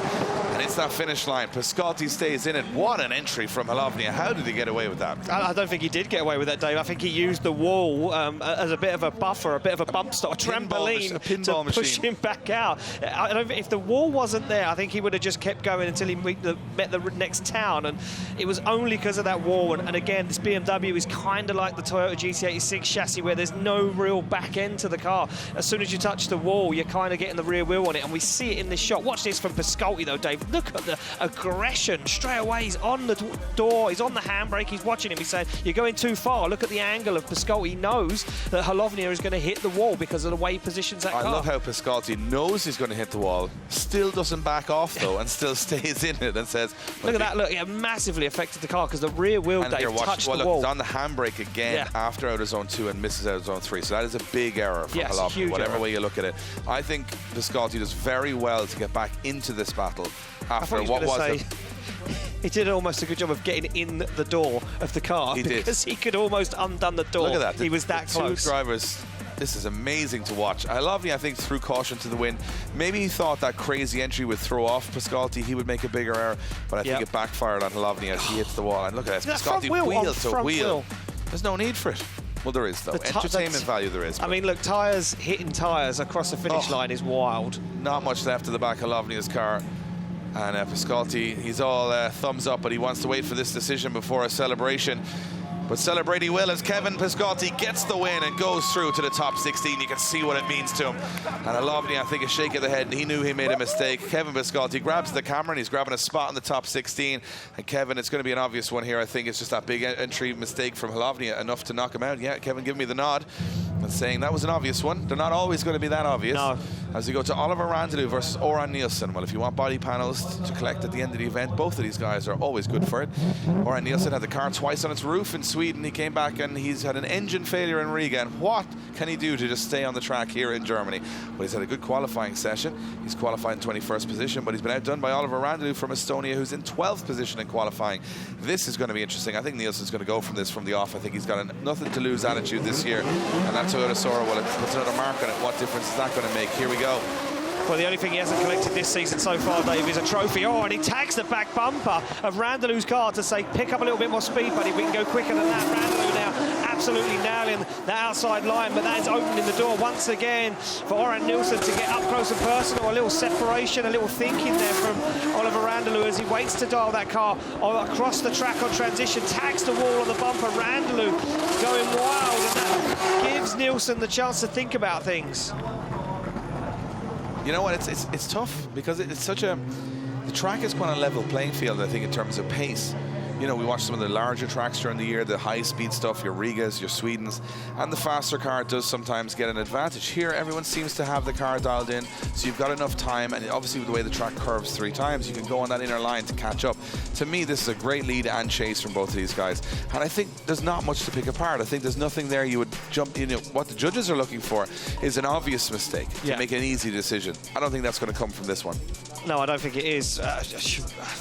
Just trying to break it down, David. Like I said, Randalu to me makes more mistakes in that lead position as he comes out of this long outside zone 4. He drops out of it ever so slightly. He's a bit wandering and wavering, and Nilsen has to really think about it. You can see him back off ever so slightly and wait for Randalu to set himself up, which he doesn't really do for the last half of the run. You can see once again it tags the wall, it upsets the line, and Nilsen has to back off a little bit, think about it, then dive onto the door, and then really tries to seal the deal across the line. I don't know. I don't know if there's that much in this one. I think I'm agreeing with you. There's some errors, but they're not major errors, which means that one big error is still going to decide this battle. And you can see they're spraying down the front of Randalu's car, just trying to cool down that radiator, because obviously this track, there's very little airflow, there's no air coming through. What is essentially dug into the ground, the track, it's below your walking level, essentially, which is a bit crazy. So you're not getting that breeze coming through. So these cars, again, as they go through, they're going to get easier as the night goes on because it's going to get cooler. But right now, they're under pressure. And Nilsen in the lead position has got to go for that big run here, and Randalu's got to get that proximity. Yeah, look at that big clutch kick off the line, and Nilsen trying to get that car up and gone, and Randalu hunting him down as they go down deep. Up into the wall he goes, and Nilsen trying to keep this one clean and tidy, but he's got Randalu glued to him, almost takes a back bumper off as Randalu means this one. He's hungry for it. He wants a taste of that champagne off the podium once again as Randalu absolutely buried into the side of that Toyota Supra as he goes wheel to wheel, trading paint with Orjan Nilsen onto the wall they go, and that was almost a big accident. Oh, Randalu away from Nilsen to Randalu saying, it's okay, we're all trying super hard, crashing into me, that's fine. To me, yeah, a little bit too aggressive from Randalu at the end, but up till then, what a chase. What a chase, yeah, unbelievable. The proximity was absolutely phenomenal. The precision, as you said, how he didn't make contact before then is even a miracle. And he does a little bit at the end, but I think Randalu knew Nilsen's a good driver. He's steady, he's got that good lead run. I can attack here, and that's exactly what he did. Oh, he certainly attacked, Dave. Look at this, right from the get-go. He knew that Orjan Nilsen was going to lay down a nice lead line, and Randalu could trust him as they fired down onto the wall. Look at this, Randalu really thought about it. He took the time to think about where he positioned the car. Look at how early he is on that throttle so that he gained that ground and didn't lose Nilsen before the transition. Look at the transition. Boom, he touched it with the front wheel on the rear bumper. That was incredible stuff from Oliver Randalu, and that gave him that push, that dive across the circuit. And Nilsen did a really good job in this outside zone. It allowed Randalu off onto the front wheel, and again, bam, back end of Nilsen's car flexes as Randalu pushes him around. Tucked into the pocket, and he makes another little dive here, and he kind of tags the front wheel. Bam, look at that. Almost pushes Nilsen into the wall. I don't think there's much more in the chase position you can do. No. Like, I think he's as close as you can possibly be. I think Nilsen goes on the left foot brake just here at the end, and that slows the car enough that Randalu doesn't expect it, and he hits that front wheel. Now, big thump with the wall. Gets pinned and he hits the wall and the car. And I think Randalu's thinking, I've done very well, but what happened there? So let's see who's going through to the top 16. It is going to be Oliver Randalu from Estonia. Gets the win. He celebrates. He is ecstatic. And you know what? It's all down to that proximity, up close and personal. That's what we want to see. That's what the judges want to see. If you're rubbing paint without taking out that lead car, you're going to get the win here. And I think what we're seeing here right now is with so many high scores of lead runs, perfect lead run, we expect it, right? That's not special. You just got to do that. You've just got to But if you can get that close, like Randalu in the chase and rub bumpers and transition right and not affect the lead car, you're going to be taking home the trophy tonight. And that's what it's all about. And just look how much it means to them drivers. Winning a top 32 right now is like winning a final because everyone is on form. Čirba now sits on the line against a heavy hitter from Poland. Paweł Grosz in that beautiful, absolutely stunning Subaru BRZ on the line, ready to make a move this weekend. But Čirba, everyone's been talking about him. He said he's super relaxed, everyone's going well, he feels good in the car. Could this be the weekend where Čirba finally gets a step on the podium? He's not had one this year so far, he's not had much fortune, but he knows that this weekend could be the one. He slots through the gears. Paweł Grosz gets a little bit left in the dust there as Čirba fires that car down and now starts to drive away. Grosz shortcuts the circuit, looking for the side of that yellow BMW Eurofighter as they fire into this long outside zone, and once again Grosz shortcuts the circuit, almost backs the car in wheel to wheel as Čirba is on an absolute ripper, almost over-rotates but makes it work on full angle as Grosz has nothing to say. Yeah, that one's probably as clear-cut as it's going to be in the top 32. I think Grosz just making that error from the start. Čirba's car is a rocket ship around here. We noticed it yesterday in practice.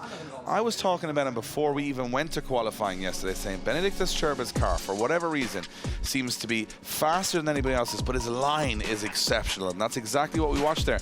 As Čirba fires through, you can see Grosz just one hand on the wheel. One hand on the wheel. Casually running a wall. Yeah, just going to the shops here, and you know, it looks like me trying to parallel park him. You use two hands to parallel park. To be fair, I do. It's difficult. I don't know. It's difficult to parallel park, but Benediktas Čirba's making this look very easy.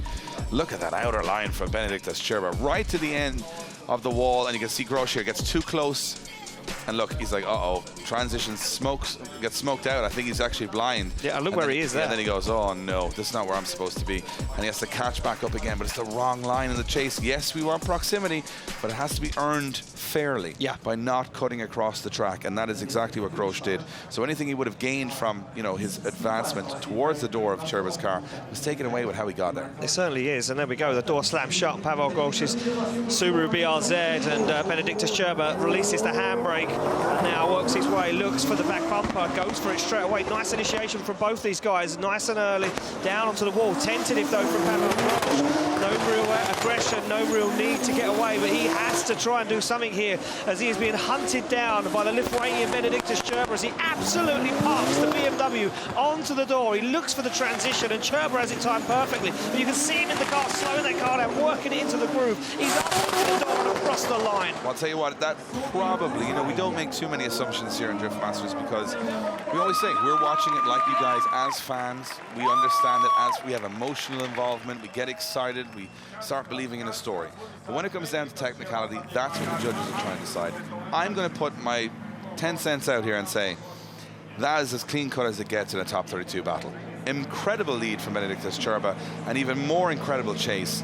I think Paweł Grosz just outclassed on the lead and the chase.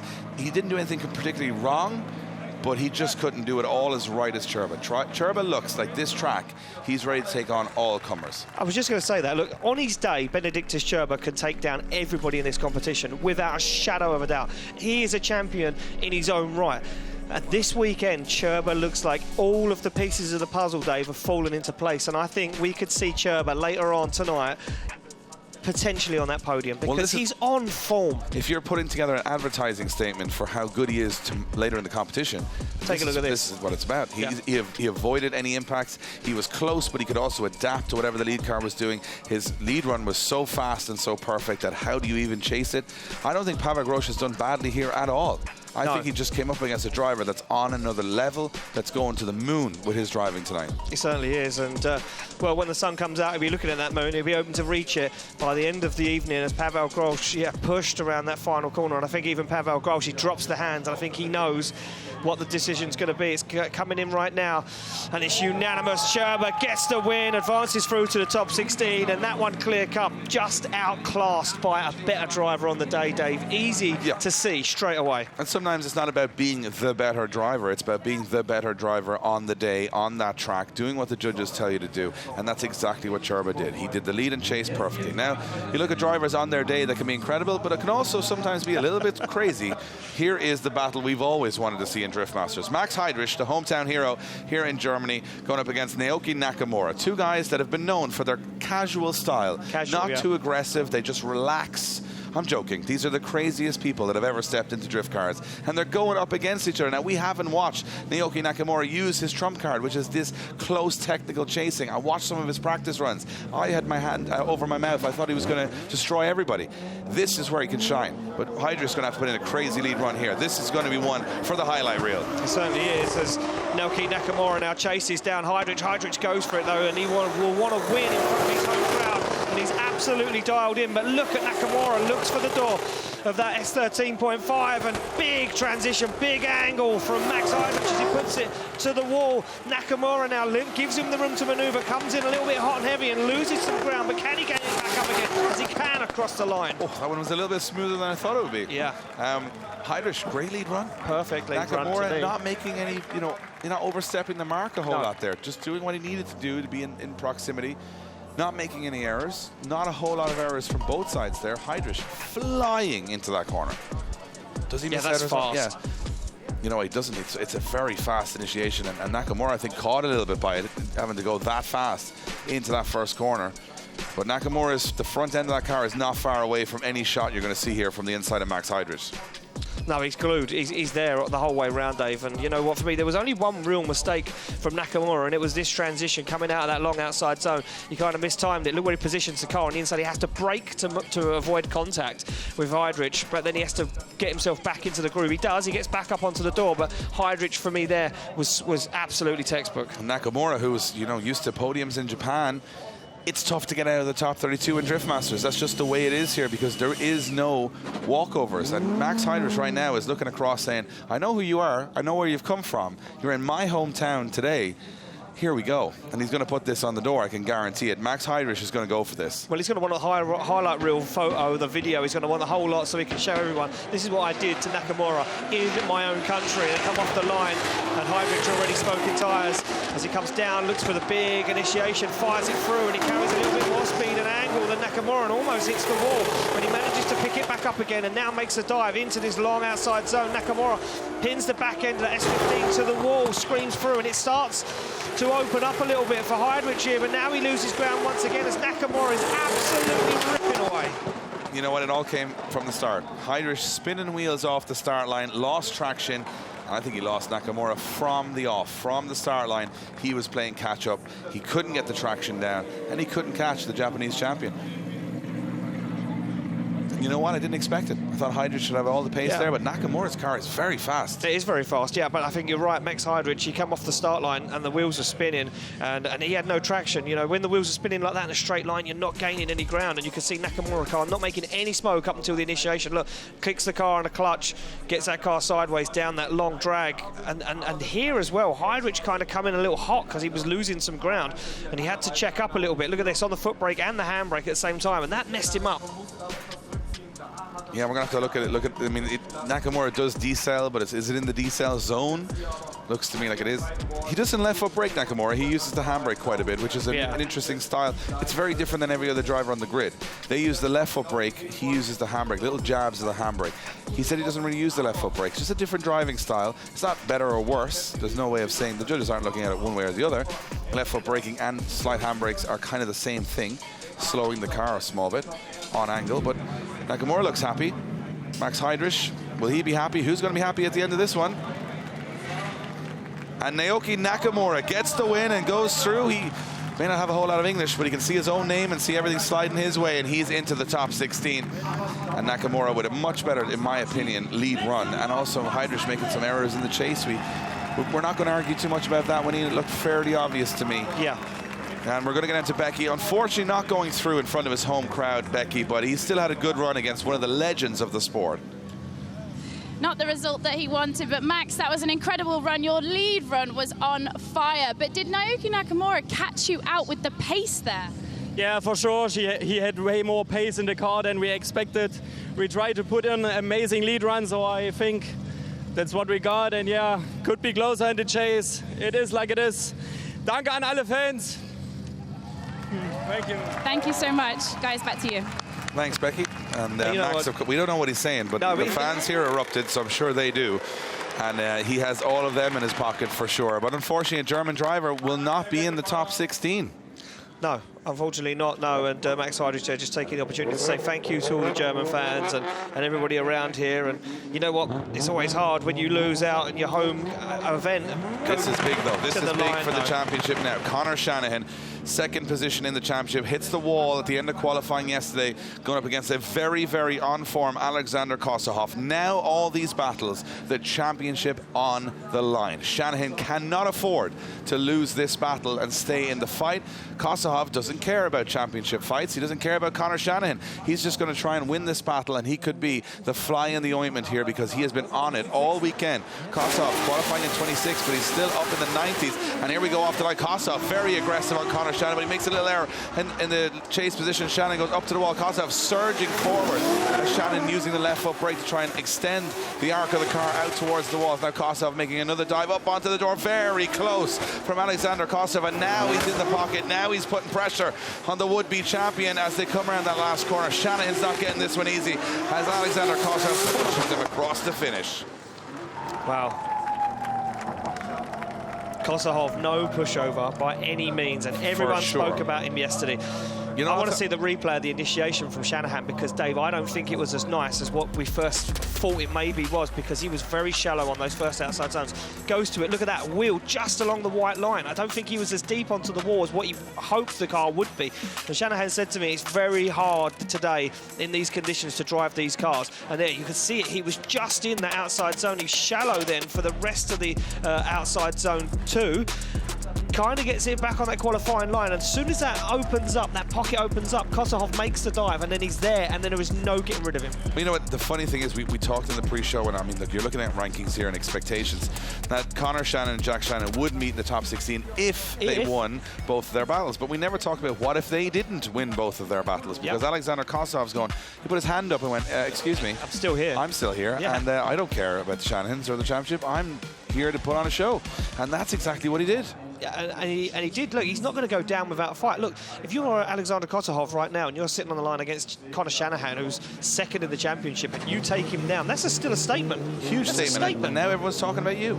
So Shanahan's got to be close. He's got to be perfect. And with Alexander Kosahov's proximity on the first half of this battle, Shanahan has to go for broke, as if this is the final. Well, look, Kosahov now needs to lay down a perfect lead line. He needs to put it right where the judges want it to try and get the favour swinging his way. And look at this, Shanahan knows he's quick. He knows that Kosahov's not going to mess around. Look at the initiation from Kosahov. He's right there, he's onto the wall. Shanahan, no proximity at the moment, leaves him the room to manoeuvre. Now, will he make the big dive onto 4? As he does, and he goes wheel to wheel, and he kind of upsets the line of Kosahov there into the outside zone. They transition back. Kosahov's on an absolute flyer. Shanahan has to shortcut the circuit to make the dive onto the door. He's there across the line. Yeah, it's good recovery from Conor Shanahan. There is an error from Kosahov. He almost over-rotates it into outer zone 4. There was too much of a snap on the transition. And I'll tell you one thing, from my perspective, this is going to be a close call between the judges, because Shanahan does make an error in his lead, but it's okay. Kosahov makes an error in his chase, but it's okay. This is going to be a close one. Kosahov doing a great job. Some of those wall runs from him were phenomenal, but Conor Shanahan gets that proximity towards the second half of the course, and Kosahov does have the bigger error of the two drivers over the two runs. I don't know. I'm going to put it all out there, Dave, and say that I think that Kosahov's lead was nicer. It may have been, but think about the error into outer zone 4. You're thinking about wall runs here, Ian. You're getting all emotionally involved again. Look at this. This is gangster on the wall. Look, Kosahov, better on outer zone 1, better on 2. Right, so we're going to guarantee you that. And very good on 3. But as he goes to 4, he snaps the car. Look, watch, snaps it, almost over-rotates it, and has to bury it on the throttle, gets to it late, and falls out of the zone completely and gets back in again. Shanahan have to make some moves. I'm just saying, there's moments here for both. Shanahan, to me, does make the error in his lead. Outer zone 1, not as nice as Kosahov's. I mean, they both had proximity. Split it down the middle then, Dave. There's only one way it can go. Yeah, a little thump from Conor Shanahan on that Kosahov there. I mean, as Kosahov's rear spoiler. I don't know what it's made of, but it's somehow still on the car. Can't believe it. We're going to see who's going to go through to the 16. And it's going to be a one more time. Conor Shanahan looked delighted by it. It surprises me, but I think he knew it was messy. Kosahov knew it was messy. We're going to go back at it again. Ian, we're both wrong. We're both right. We both said it was too hard to split. We're going to go back to you, Kevin. Kevin, no winner in that one. So mistakes on both sides. Yeah, absolutely. And that's what it all comes down to. Mistakes, both on the lead run and the chase run. You could see both drivers missing clips on their lead position, and Alexander having that over-rotation that you guys noticed coming into outer zone 4. And in the chase run, they both had flashes of brilliance, but they were making sacrifices to maintain proximity in the chase position. And overall, just way too many mistakes to find a clear-cut winner, and we have to see him go one more time. You know what? I'm not complaining. No, nor am I. Conor Shanahan will go one more time, and his brother Jack Shanahan will now line up, and this is where it gets really difficult for the Shanahans. Everyone's talking about them taking everybody down. It's not going to be that easy. The grid's too stacked, and right now, here's the wild card up against Jack Shanahan. He's 16 years of age. He's from Israel, and boy can he drive, because I was watching practice this morning and he was pushing veterans around the track. Itay Sada, nothing to lose, and he has to go head-to-head with the current championship leader. If he wants to make a name for himself, why not go 110% here in behind Jack Shanahan? And Jack Shanahan knows everybody's trying to make their name in the chase position. This one is on a knife edge too. It certainly is. Big initiation though for Shanahan. Look at this smoke already all the way down. He's got an absolutely beautiful lead at the moment. He opens up into those outside zones. It's Acevedo dealing with it, making a real nice job in that chase position. Needs a little bit more proximity though. Needs to find the door, needs to push up onto the back bumper of that GT86, and he certainly goes for it there. A nice transition from the Israeli driver as he goes for the side of Jack Shanahan's 86 across the line. Have you ever seen this level of competition in the top 32? In the top 32. In a competition I've ever watched, and I've been in the sport over 10 years, I've never watched this level of competition. Usually we get spins, off track, in the wall, somebody's made a massive error, everybody's on it here. The tiniest minute details are all that's separating these drivers. And to see an Irishman and an Israeli go head-to-head in the top 32 of a European Championship, one driving about 2 years, the other driving about 10. Didn't look like there was much between them on track, but Jack Shannon's lead was pretty special. It was very special, Dave, and you know what, I was just sitting here thinking that by the end of the night tonight, I think I'll be dead in this seat. Emotionally drained and finished, because from top 32, the first battle of the night was, well, the afternoon was special, and we're still getting special battles, and we're not even out of the top 32 yet. This is going to be an incredible round of the Drift Masters European Championship, and this is just a warm-up for the final, Dave, in a few weeks' time now in Poland. Yeah, 53,000 seats sold out for the final, but who's going to be fighting for the championship in that final? This is where the journey begins, in battles like this in the top 32 here in Germany. And as far as I can tell, Jack Shanahan right now has been told on the radio, I'm just presuming, that kid has just gone out there and absolutely stayed with you. You have to go for it here. You want to be the champ, you got to prove it right now. You need to drive like a champ, Dave, if you're going to try and be the best in the world right now as they fight down. It takes they're feeling the pressure. Nice initiation, a very nice lead line. He replicates Shanahan on this one, and Shanahan gives him the room, doesn't do too much yet. He wants to reel him in across the run, and now Shanahan starts to draw the string closer as he pulls himself closer up to the door of that black BMW, but loses some ground on the final turn and now finds the pocket. It's going to be close again. It's going to be super so close again. I struggled, Dave, to find any mistakes in those runs. I think, you know, from my perspective, a little bit better proximity from Shannon, outer zone 4. Other than that, you found just one area. Thing. That was the only thing. But everywhere else looked kind of, I mean, Ate did a phenomenal job in the chase too. This lead run from Ate Sada is great. I mean, he goes right out to the edge of the track. I mean, this is a young kid. I mean, he completely fulfills every zone perfectly. Look at this. Look at this wall run. If he would have done this yesterday, he might have scored higher in qualifying. I think that's a 90-plus lead run from Ate Sada. And Shannon, I don't think, is expecting this level of precision from the youngster. He's kind of saying, let's not go too crazy. But look at this transition from Ate Sada. Flexes the boot lid, but Shannon's closer here. This, for me, a little closer there than the other way around. But that's about it. But then he loses the ground here. Watch this. He checks up a little bit, comes in a little hot, has to think about it, wait, get on the throttle. Then Sada starts to pull away. Ate Sada looks like a fan meeting Jack Shanahan for the first time. He probably is. And I'll tell you one thing, he's shown that the future of this championship is very strong with these youngsters coming through. I'm not sure. A little bit better proximity from Shanahan, but you've got to say that it's minute details at this point. Very minute, whichever way this goes. Judges locked in their scores. We can see, Dave, they're looking over and over and over the replays. Having a look at it. They're trying to find every little mistake that these guys are making, and I don't know where the mistakes are. I'm not sure. I would definitely not like to be a judge here today. No, I'm sure everyone at home has their opinions, but opinions are pretty easy when there's no consequences. The judges have consequences, and in this case, championship consequences, every decision that goes in. So that's why the judges, they watch a different system to us, they see more camera angles than us, and they are able to slow it down, rewind, and replay. So what have they decided? And Ate Sada gets the win and takes out the current championship leader. You want a headline for the Drift newspapers in the morning. 16-year-old from Israel takes out the current championship contender in Germany. Kevin, I got to come back to you. This was a tough battle. Extremely tough battle, Dave, and it was very, very close, but you have to look at the minute details here. And for us, it goes back to run number 1, where Jack was leading. And if you look at compare the lead run to lead run, you can see that Ate had a much cleaner lead run, but the defining factor there, as you see it, Jack Shanahan missed the majority of outer zone 4 there. Ate didn't miss it at all, had an extremely clean lead line the whole way throughout, whereas you compare the chase runs then as well, and fantastic chase run from Ate the whole way throughout as well.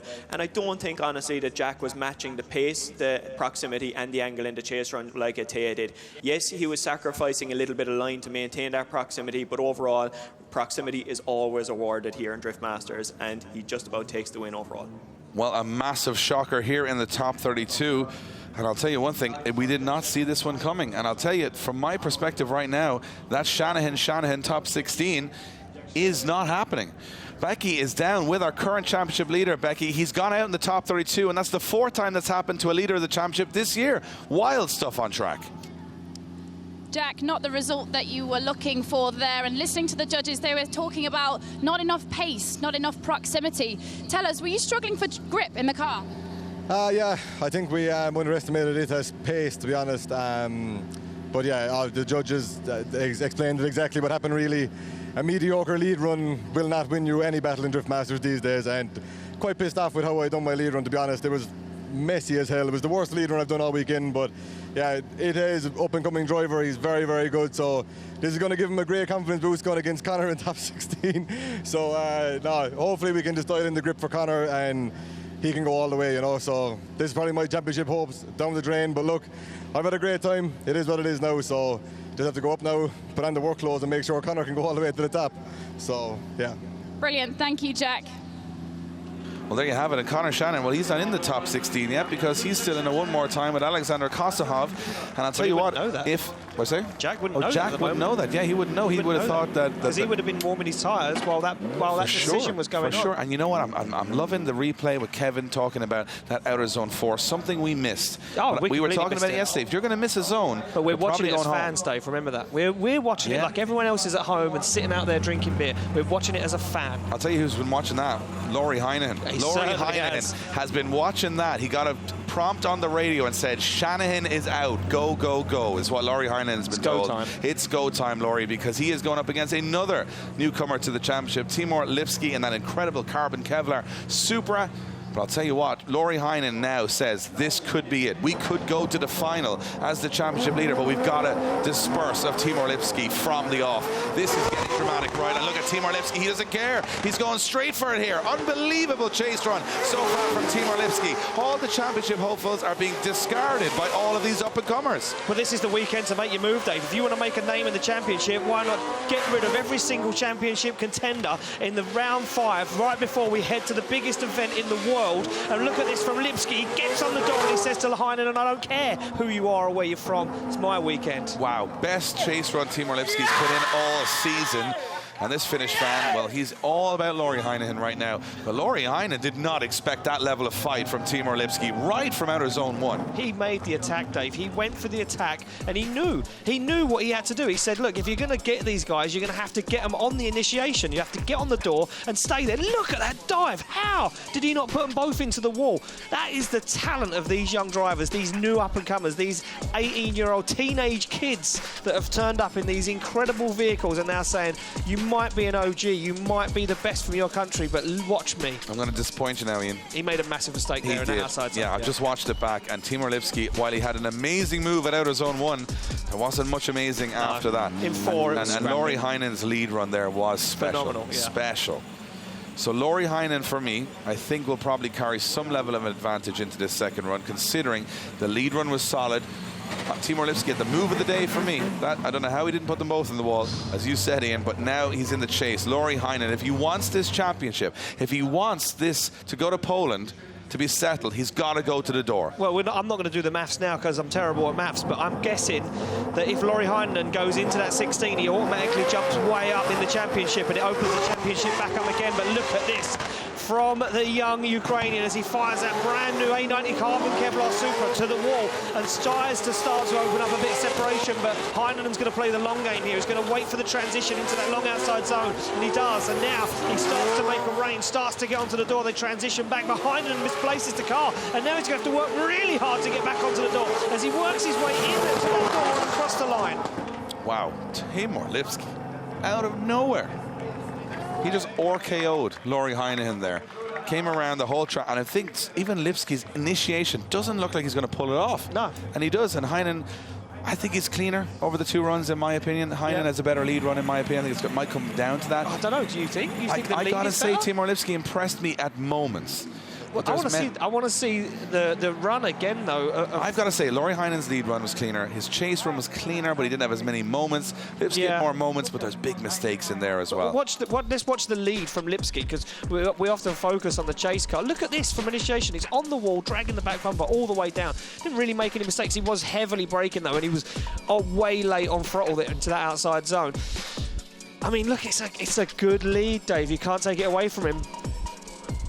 No, I'm not going to take it away from him. I just think if you look at the chase run from Lipke, he makes some errors. He's on the inside of the track. Laurie Heinen is nearly in the outer zone, like the lead car, the whole way through, except for this last corner. But at the same time, he does kind of get back in there. On second look, I think Lipski has the more exciting maneuvers, but they're few and far between in terms of an overall consistency. Of course, yeah. And I'm not a judge, and thank God I'm not, and I don't have to make any decisions, but I'm thinking that might be the way it's going to go. Will Lauri Heinen go through? You bet your bottom dollar he will. Lauri Heinen goes through to the top 16, and one of our championship hopefuls actually makes the top 16 of a Drift Masters event. That's where we're at right now with the level of competition, and it's been exciting to watch. Kevin, just a quick one for you. Much cleaner from Lauri, it looked to me, over the 2 runs. Exactly what it comes down to, being clean around here, not making the errors. Lauri with a better lead run overall, absolutely clinical.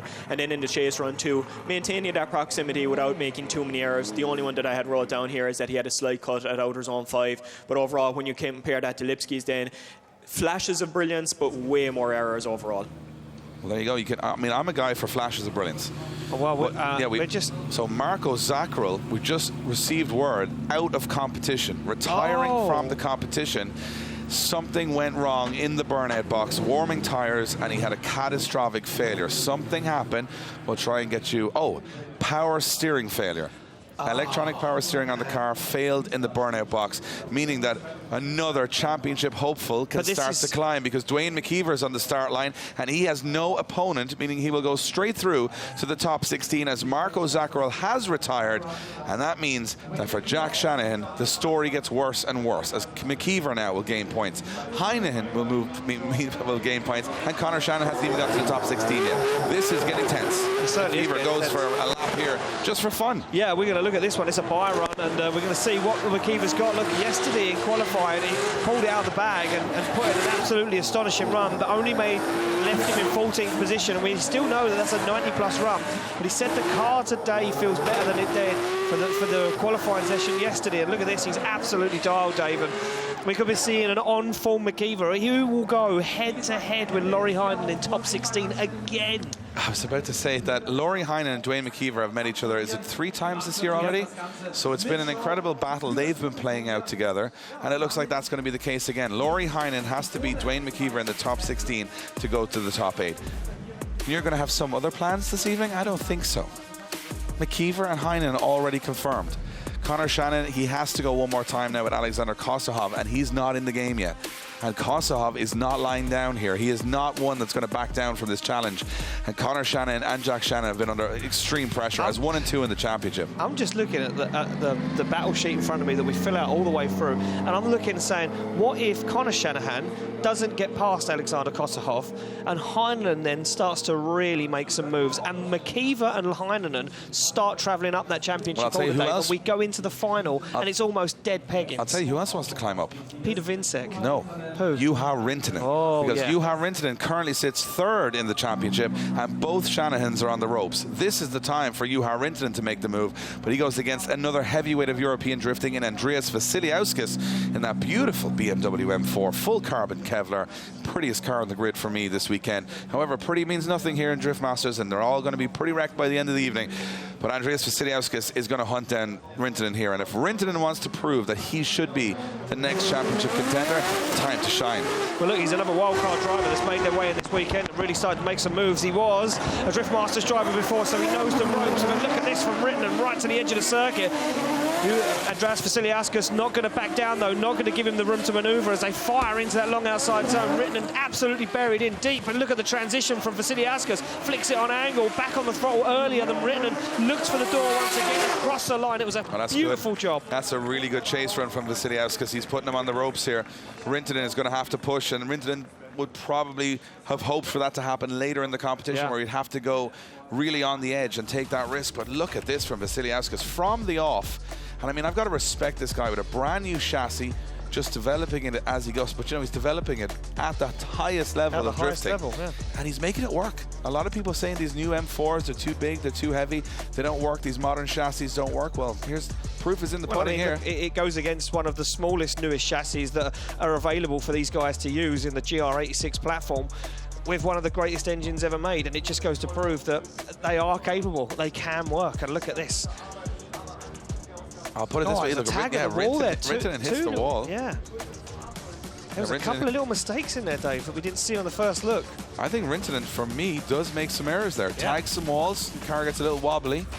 And Vasiliauskas able to capitalize. That's the big thing. It's not about just making mistakes. Can you capitalize on them? To me, look at this. Take a snapshot, folks. Brand new GR86, brand new BMW, smashing into walls in Germany for your entertainment. Both cars made out of carbon fibre. Yeah, carbon fibre, carbon Kevlar. Not even an original body panel left on either car, and they're brand new cars. So they took those cars, then they chopped them up, and then they put all the panels back on. Well, here we go. Let's see who has any panels left at the end of this one as Rintanen now goes into the chase. Has to dive early here as he goes into the first corner. Oh, Rintanen right on the door as Vasiliauskas goes hard into the wall.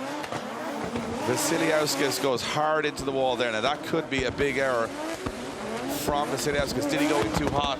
Yeah, he's upset his lead line massively, Dave. You can see him out on that outside zone 4. He has to work the back end, that BMW into the groove, back into that qualifying line. And that just opened the door even more for Rintanen there across the line. And Rintanen, he'll know. Look at him, look, a little look down, a little shake of the head to say, I think this is it. I think we got it. I think he messed up massively. Yeah, we were watching the in-car, so we didn't get to see exactly what happened. We're going to get the replay here to clarify that one. Did Vasiliauskas go way too hard? So we'll be able to have a quick look at this and see what happened. Yeah, Vasiliauskas, look, he's just... Let's see. This is what's going to decide. It's all about this first corner. Vasiliauskas initiates wide. It's correct. Rintanen comes in hot. Yeah, he just goes too wide, Dave. Yeah, absolutely smashing the one now. Let's just try to check if there's any contact from Rintanen here on the way in. There is. Oh, there is. Rintanen hits Vasiliauskas. And Vasiliauskas goes into the wall, and now it gets difficult for the judges. And there we are saying, well, you know... So did he hit him into the wall? I think he pushed him. It's in a deceleration zone. So the question here is, if it's in a deceleration zone and the chase car hits him, technically he's allowed to decel there. Does Rintanen go too fast? I think Rintanen was carrying too much speed there on initiation. Yeah, it's all going to come down to that first corner. I think he knew. The rest of the run is not going to matter a whole lot. I think it's going to come down to that initial, because when Vasiliauskas hit the wall. There we go. Look, another angle, Dave, from the contact. Does Rintanen hit him? Well, he hits the wall of Vasiliauskas.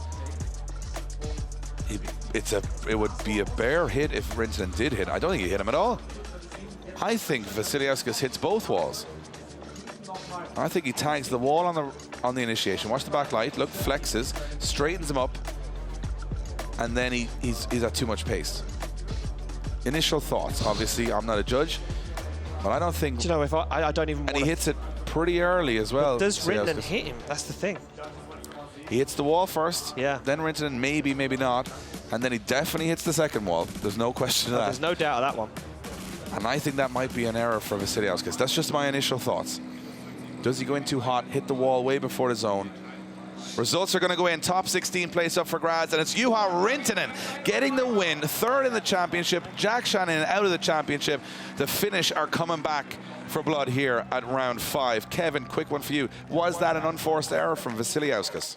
Yes, absolutely unforced, and that's what it all really comes down to. You can't expect to take a win here in Drift Masters if you're going to be making large errors like that. Looks like Vasilius just came in way too hot, ended up hitting the wall first, couldn't decel the car enough to actually slow down for outer zone 1 to 2, and ended up making contact again with the wall at outer zone 2. For us there, the run was over after that, and I must say, well done to Juha as well for being able to chase that and not make significant contact by Vasiliauskas. Yeah, could have collected both into the wall, but they're all good right now. Becky is down with Juha Rintanen. Jack Shannon's out of the competition. Juha Rintanen is now climbing the ladder, but it was a tough battle, a sketchy moment for him, Bex. Sketchy indeed, Dave. Juha, as you were coming into that outer zone, did you see him going in too hot and just had to make a split decision just to hold back that tiny bit? Yeah, exactly. He was very shallow on the entry. I was just trying not to hit him and give him a little bit of space. Well, you're through to the top 16 and your championship hopes are still alive. You've got to be happy about that. I am very relieved. This is the hardest part. Top 32 and straight into top 16. Guys, back to you. Thanks, Becky. Juha Rintanen, I mean, he's trying to control the emotions there and not get too excited, but he'll know that at the moment we have Jack Shanahan out of competition, Connor Shanahan looking into the engine bay right now of his car before a one more time battle and looking a little bit like he's not in good form here.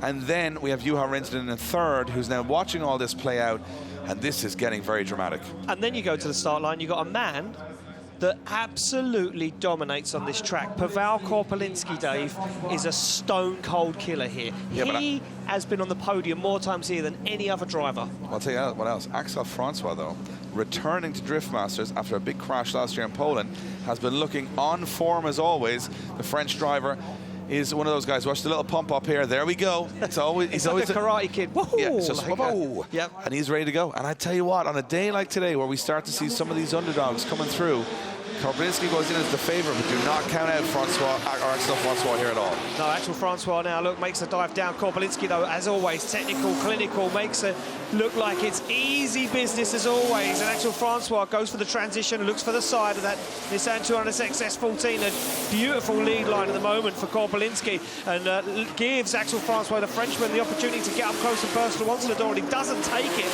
As Korpelinski takes it to the wall, across the line, as always, textbook. Korpelinski is a machine. He's a machine. He's just a machine on this circuit. Every run you see is so similar and so good. And there's another perfect lead run from him. To me, it looks like Axel Francois just not having really any bite in the run. No real pace, didn't get the proximity he wanted. But nothing really, no major errors either, let's be fair.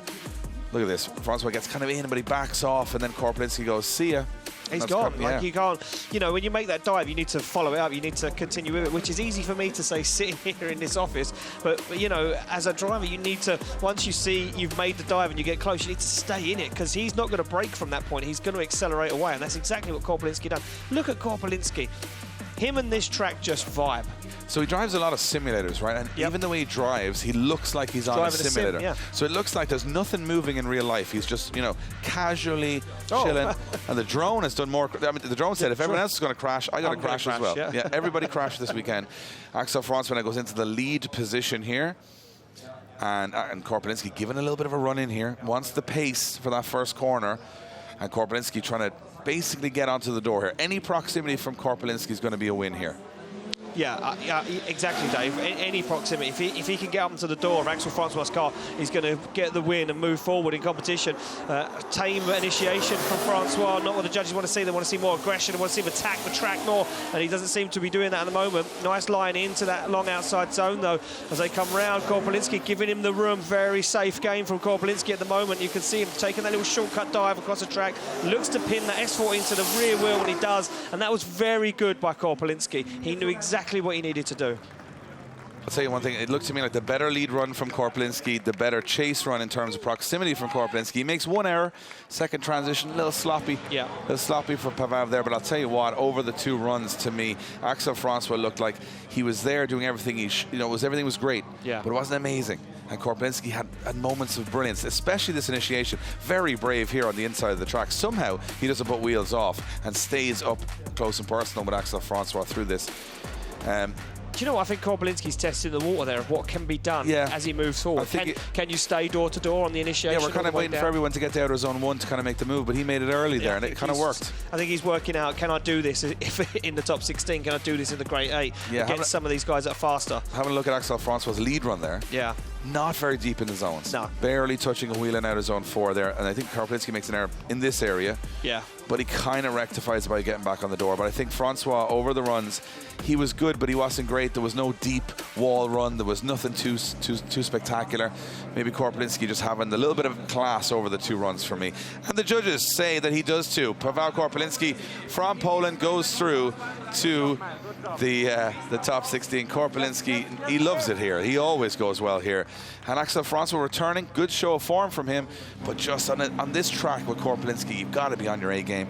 And I think Francois just not bringing that level of special that we wanted to see at the top 32. It just didn't have that impact, Dave. He didn't really give that wow factor, and that's kind of what wins you those lead runs. And we have a one more time battle left to go before we completely fill out our top 32, and it will be Conor Shanahan to take on the Ukrainian Alexander Kozahov. Well, this is the big one to finish the top 32 is, can Conor Shanahan get himself into the top 16? If he can't, both Shanahans will go out in the top 32, and 1 and 2 in the championship will not be in the top 16 of round 5. Alexander Alexander, I think, he's smelled the blood in the water here. Yeah. He knows if he goes one more time with the man second in the championship, he's able to beat him. Watch out for Kosov here. He's coming for it. I think he knows that Shanahan's beatable. Shanahan has to get the job done. They are off the line and ready to go. This is a big battle for the championship. It certainly is. Look at this from Kosov, already making the attack, trying to get up onto the side of that Toyota GT86 and gives him the room to manoeuvre, lets him set himself up on that qualifying line. And now look at Kosov, goes for it, but it's an early transition. He's going to misplace the car, and he's going to have to work to get the back end into the outside zone, but he certainly gets there, and he gets the front end of that Nissan 200SX into the groove.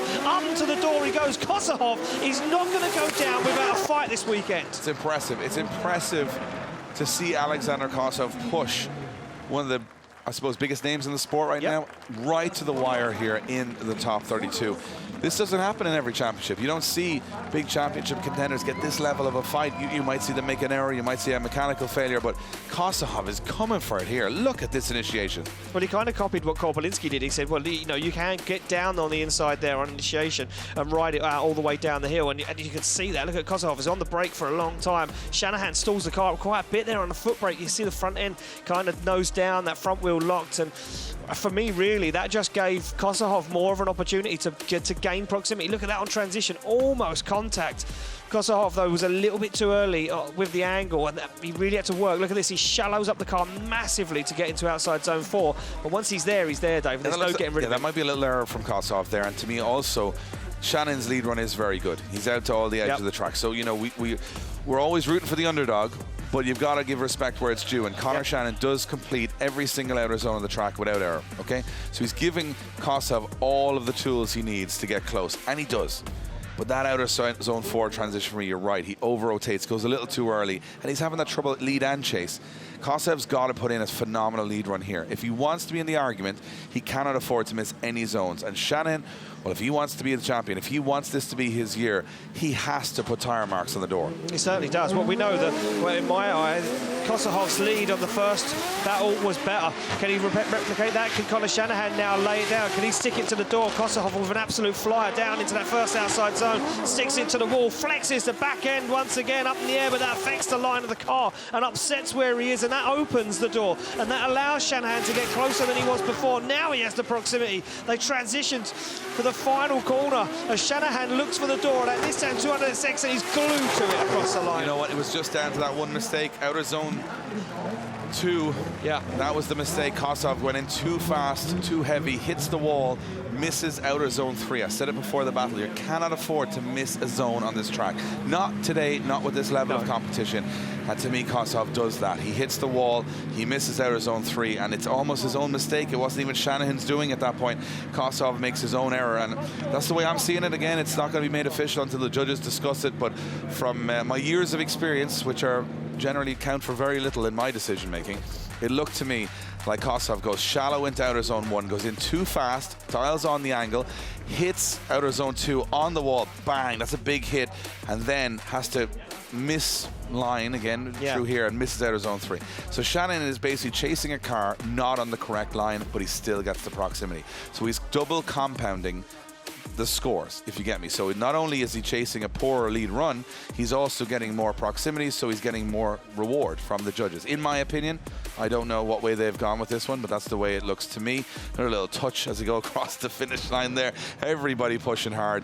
And as Conor Shannon got this one done on the second time around, he's just like, they look like they're having fun. Either way, they look like they're having fun out on track. It's the last decision of our top 32, and it's Conor Shanahan getting the win. You can see what it means to him. He's still very much in the fight. Alexander Kosov, you can see Shannon saying great job to his opponent, because that was tougher than Shannon thought it would be. As we now go to our top 16 later today, it is stacked, but Conor Shannon is still in the fight, Becky. He's still in the championship hunt. Jack's out, Conor's in, fight on. That was a scary one out there for Conor Shanahan. I can see the emotion in his face as he gets out the car. Conor, what was going on? We could see everybody running around. I could see your tuner coming over with a laptop. Engine trouble? Yeah, there was someone looking down at me there. That was luck that we got going. I thought it was game over. My team are working really hard. We still don't even know the problem. Somehow it just cleared 30 seconds before we had to pull to the line. A massive thank you to Arun, DBM. I'm glad he's here. He's been with me this whole journey. And to have him here in person is a massive help. He done everything to try get me back out there. But I have to give a massive respect there to Alexander. That was incredible. Like, you know, a top 32, okay, I had some problems. And to be honest, I was a little bit on the ropes in the first one, just not feeling myself. But he done a good job. My spotter came on the radio after the chase run and said, "This, you have to like final chase run here to beat him." So a massive respect to him. But yeah, top 16, good at that Jack got knocked out. It's absolutely heartbreaking. But yeah, I got to fly the flag high now. And yeah, as I said, wasn't feeling myself, but I got to try get back in the zone. Obviously, Jack going out in top 32 is a big. It's a shock result, basically. And now you're heading into top 16. Everybody's going to be behind you in Kalevala, and you must feel great to have so much support. Yeah, it's a shock, but to be honest, on this track, like, you have to pull final chase runs out to win top 32, top 16 battles. And the guy Jack was battling done a great job, and I think that Jack was caught for a little bit of pace, but that's the joys of the game. When you come to a track like this, there's no real massive risk what you can take to make a big difference. So you're fighting tight margins. You got to be on your A game. But most important for me now is go back, make sure this baby is okay, and hopefully I can lead the championship after tonight. Well done, Connor. We'll see you in top 16. Back to you guys. Thanks, Becky. And again, he could be leading it right now. We're not doing the math. We don't do quick math around here, Ian, because it'll be wrong. And Yeah, that's it will what'll be happen. wrong, yeah. But what I do enjoy about this is that we never know what's about to happen. You would have put Jack Shannon, you know, 2-1 on to go through that battle against the Taste of that. But then the 16-year-old from Israel steps up, takes out the championship leader, and now all the marbles are spilling all over the floor. Nobody knows what's happening, and we're in for a very exciting top 16. Here's how things have laid out. Kvia taking out Puścian after one more time. Kvia top qualifier stays into the top 16. Correia getting rid of Przygoński, sitting 8th in the championship. Kevin Pesur beating Max Miller. The Ukrainian Adam Zalewski back to business against Andreas Lilja. Peter Więcek, who is all looking on from the other side of the bracket, saying, I can start catching up here. Takes out Pöytälaakso. Michael Reichert all smiles as he beats Eryk Goczał after a shutdown from the youngster. Kevin Piskolty looks unstoppable this weekend, taking out Holovnia, and Oliver Randalu beating Orjan Nilsen. Benediktas Čirba, he's one to watch as we go to top 16. Looks like he's on rails this weekend. Took down Paweł Grosz. Nakamura into a top 16, better than he did in the last round against Max Heidrich, the local hero. Conor Shannon just about keeping his championship hopes alive as he takes out Alexander Kostov after one more time. And here's the big shock result. Heidrich from Israel takes out Jack Shannon, the current championship leader, meaning Lauri Heinen beating Timur Lipski was all the more important.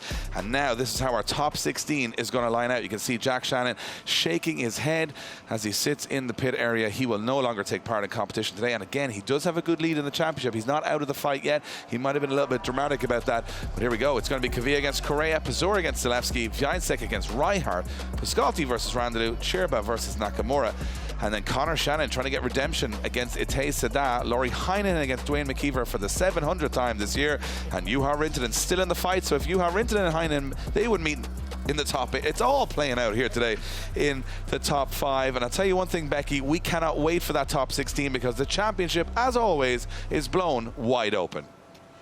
Dave, you are absolutely right. This is Drift Masters, so you know you're going to get some drama, and our top 32 was full of it. Shock exit by Jack there, but Lauri Heinen, Conor Shanahan, they're all in the fight, including Juha Rintanen, so they have a lot to put down on the line going into our top 16. We are going to be back at 8:25 live on Red Bull TV. Guys, you are not going to want to miss this. The track is going to start cooling down as that sun goes in, and it's going to change everything. So make sure you get buckled in, have a cup of tea, chill yourself out. Everyone's going to need a lie down after this event. We'll see you then.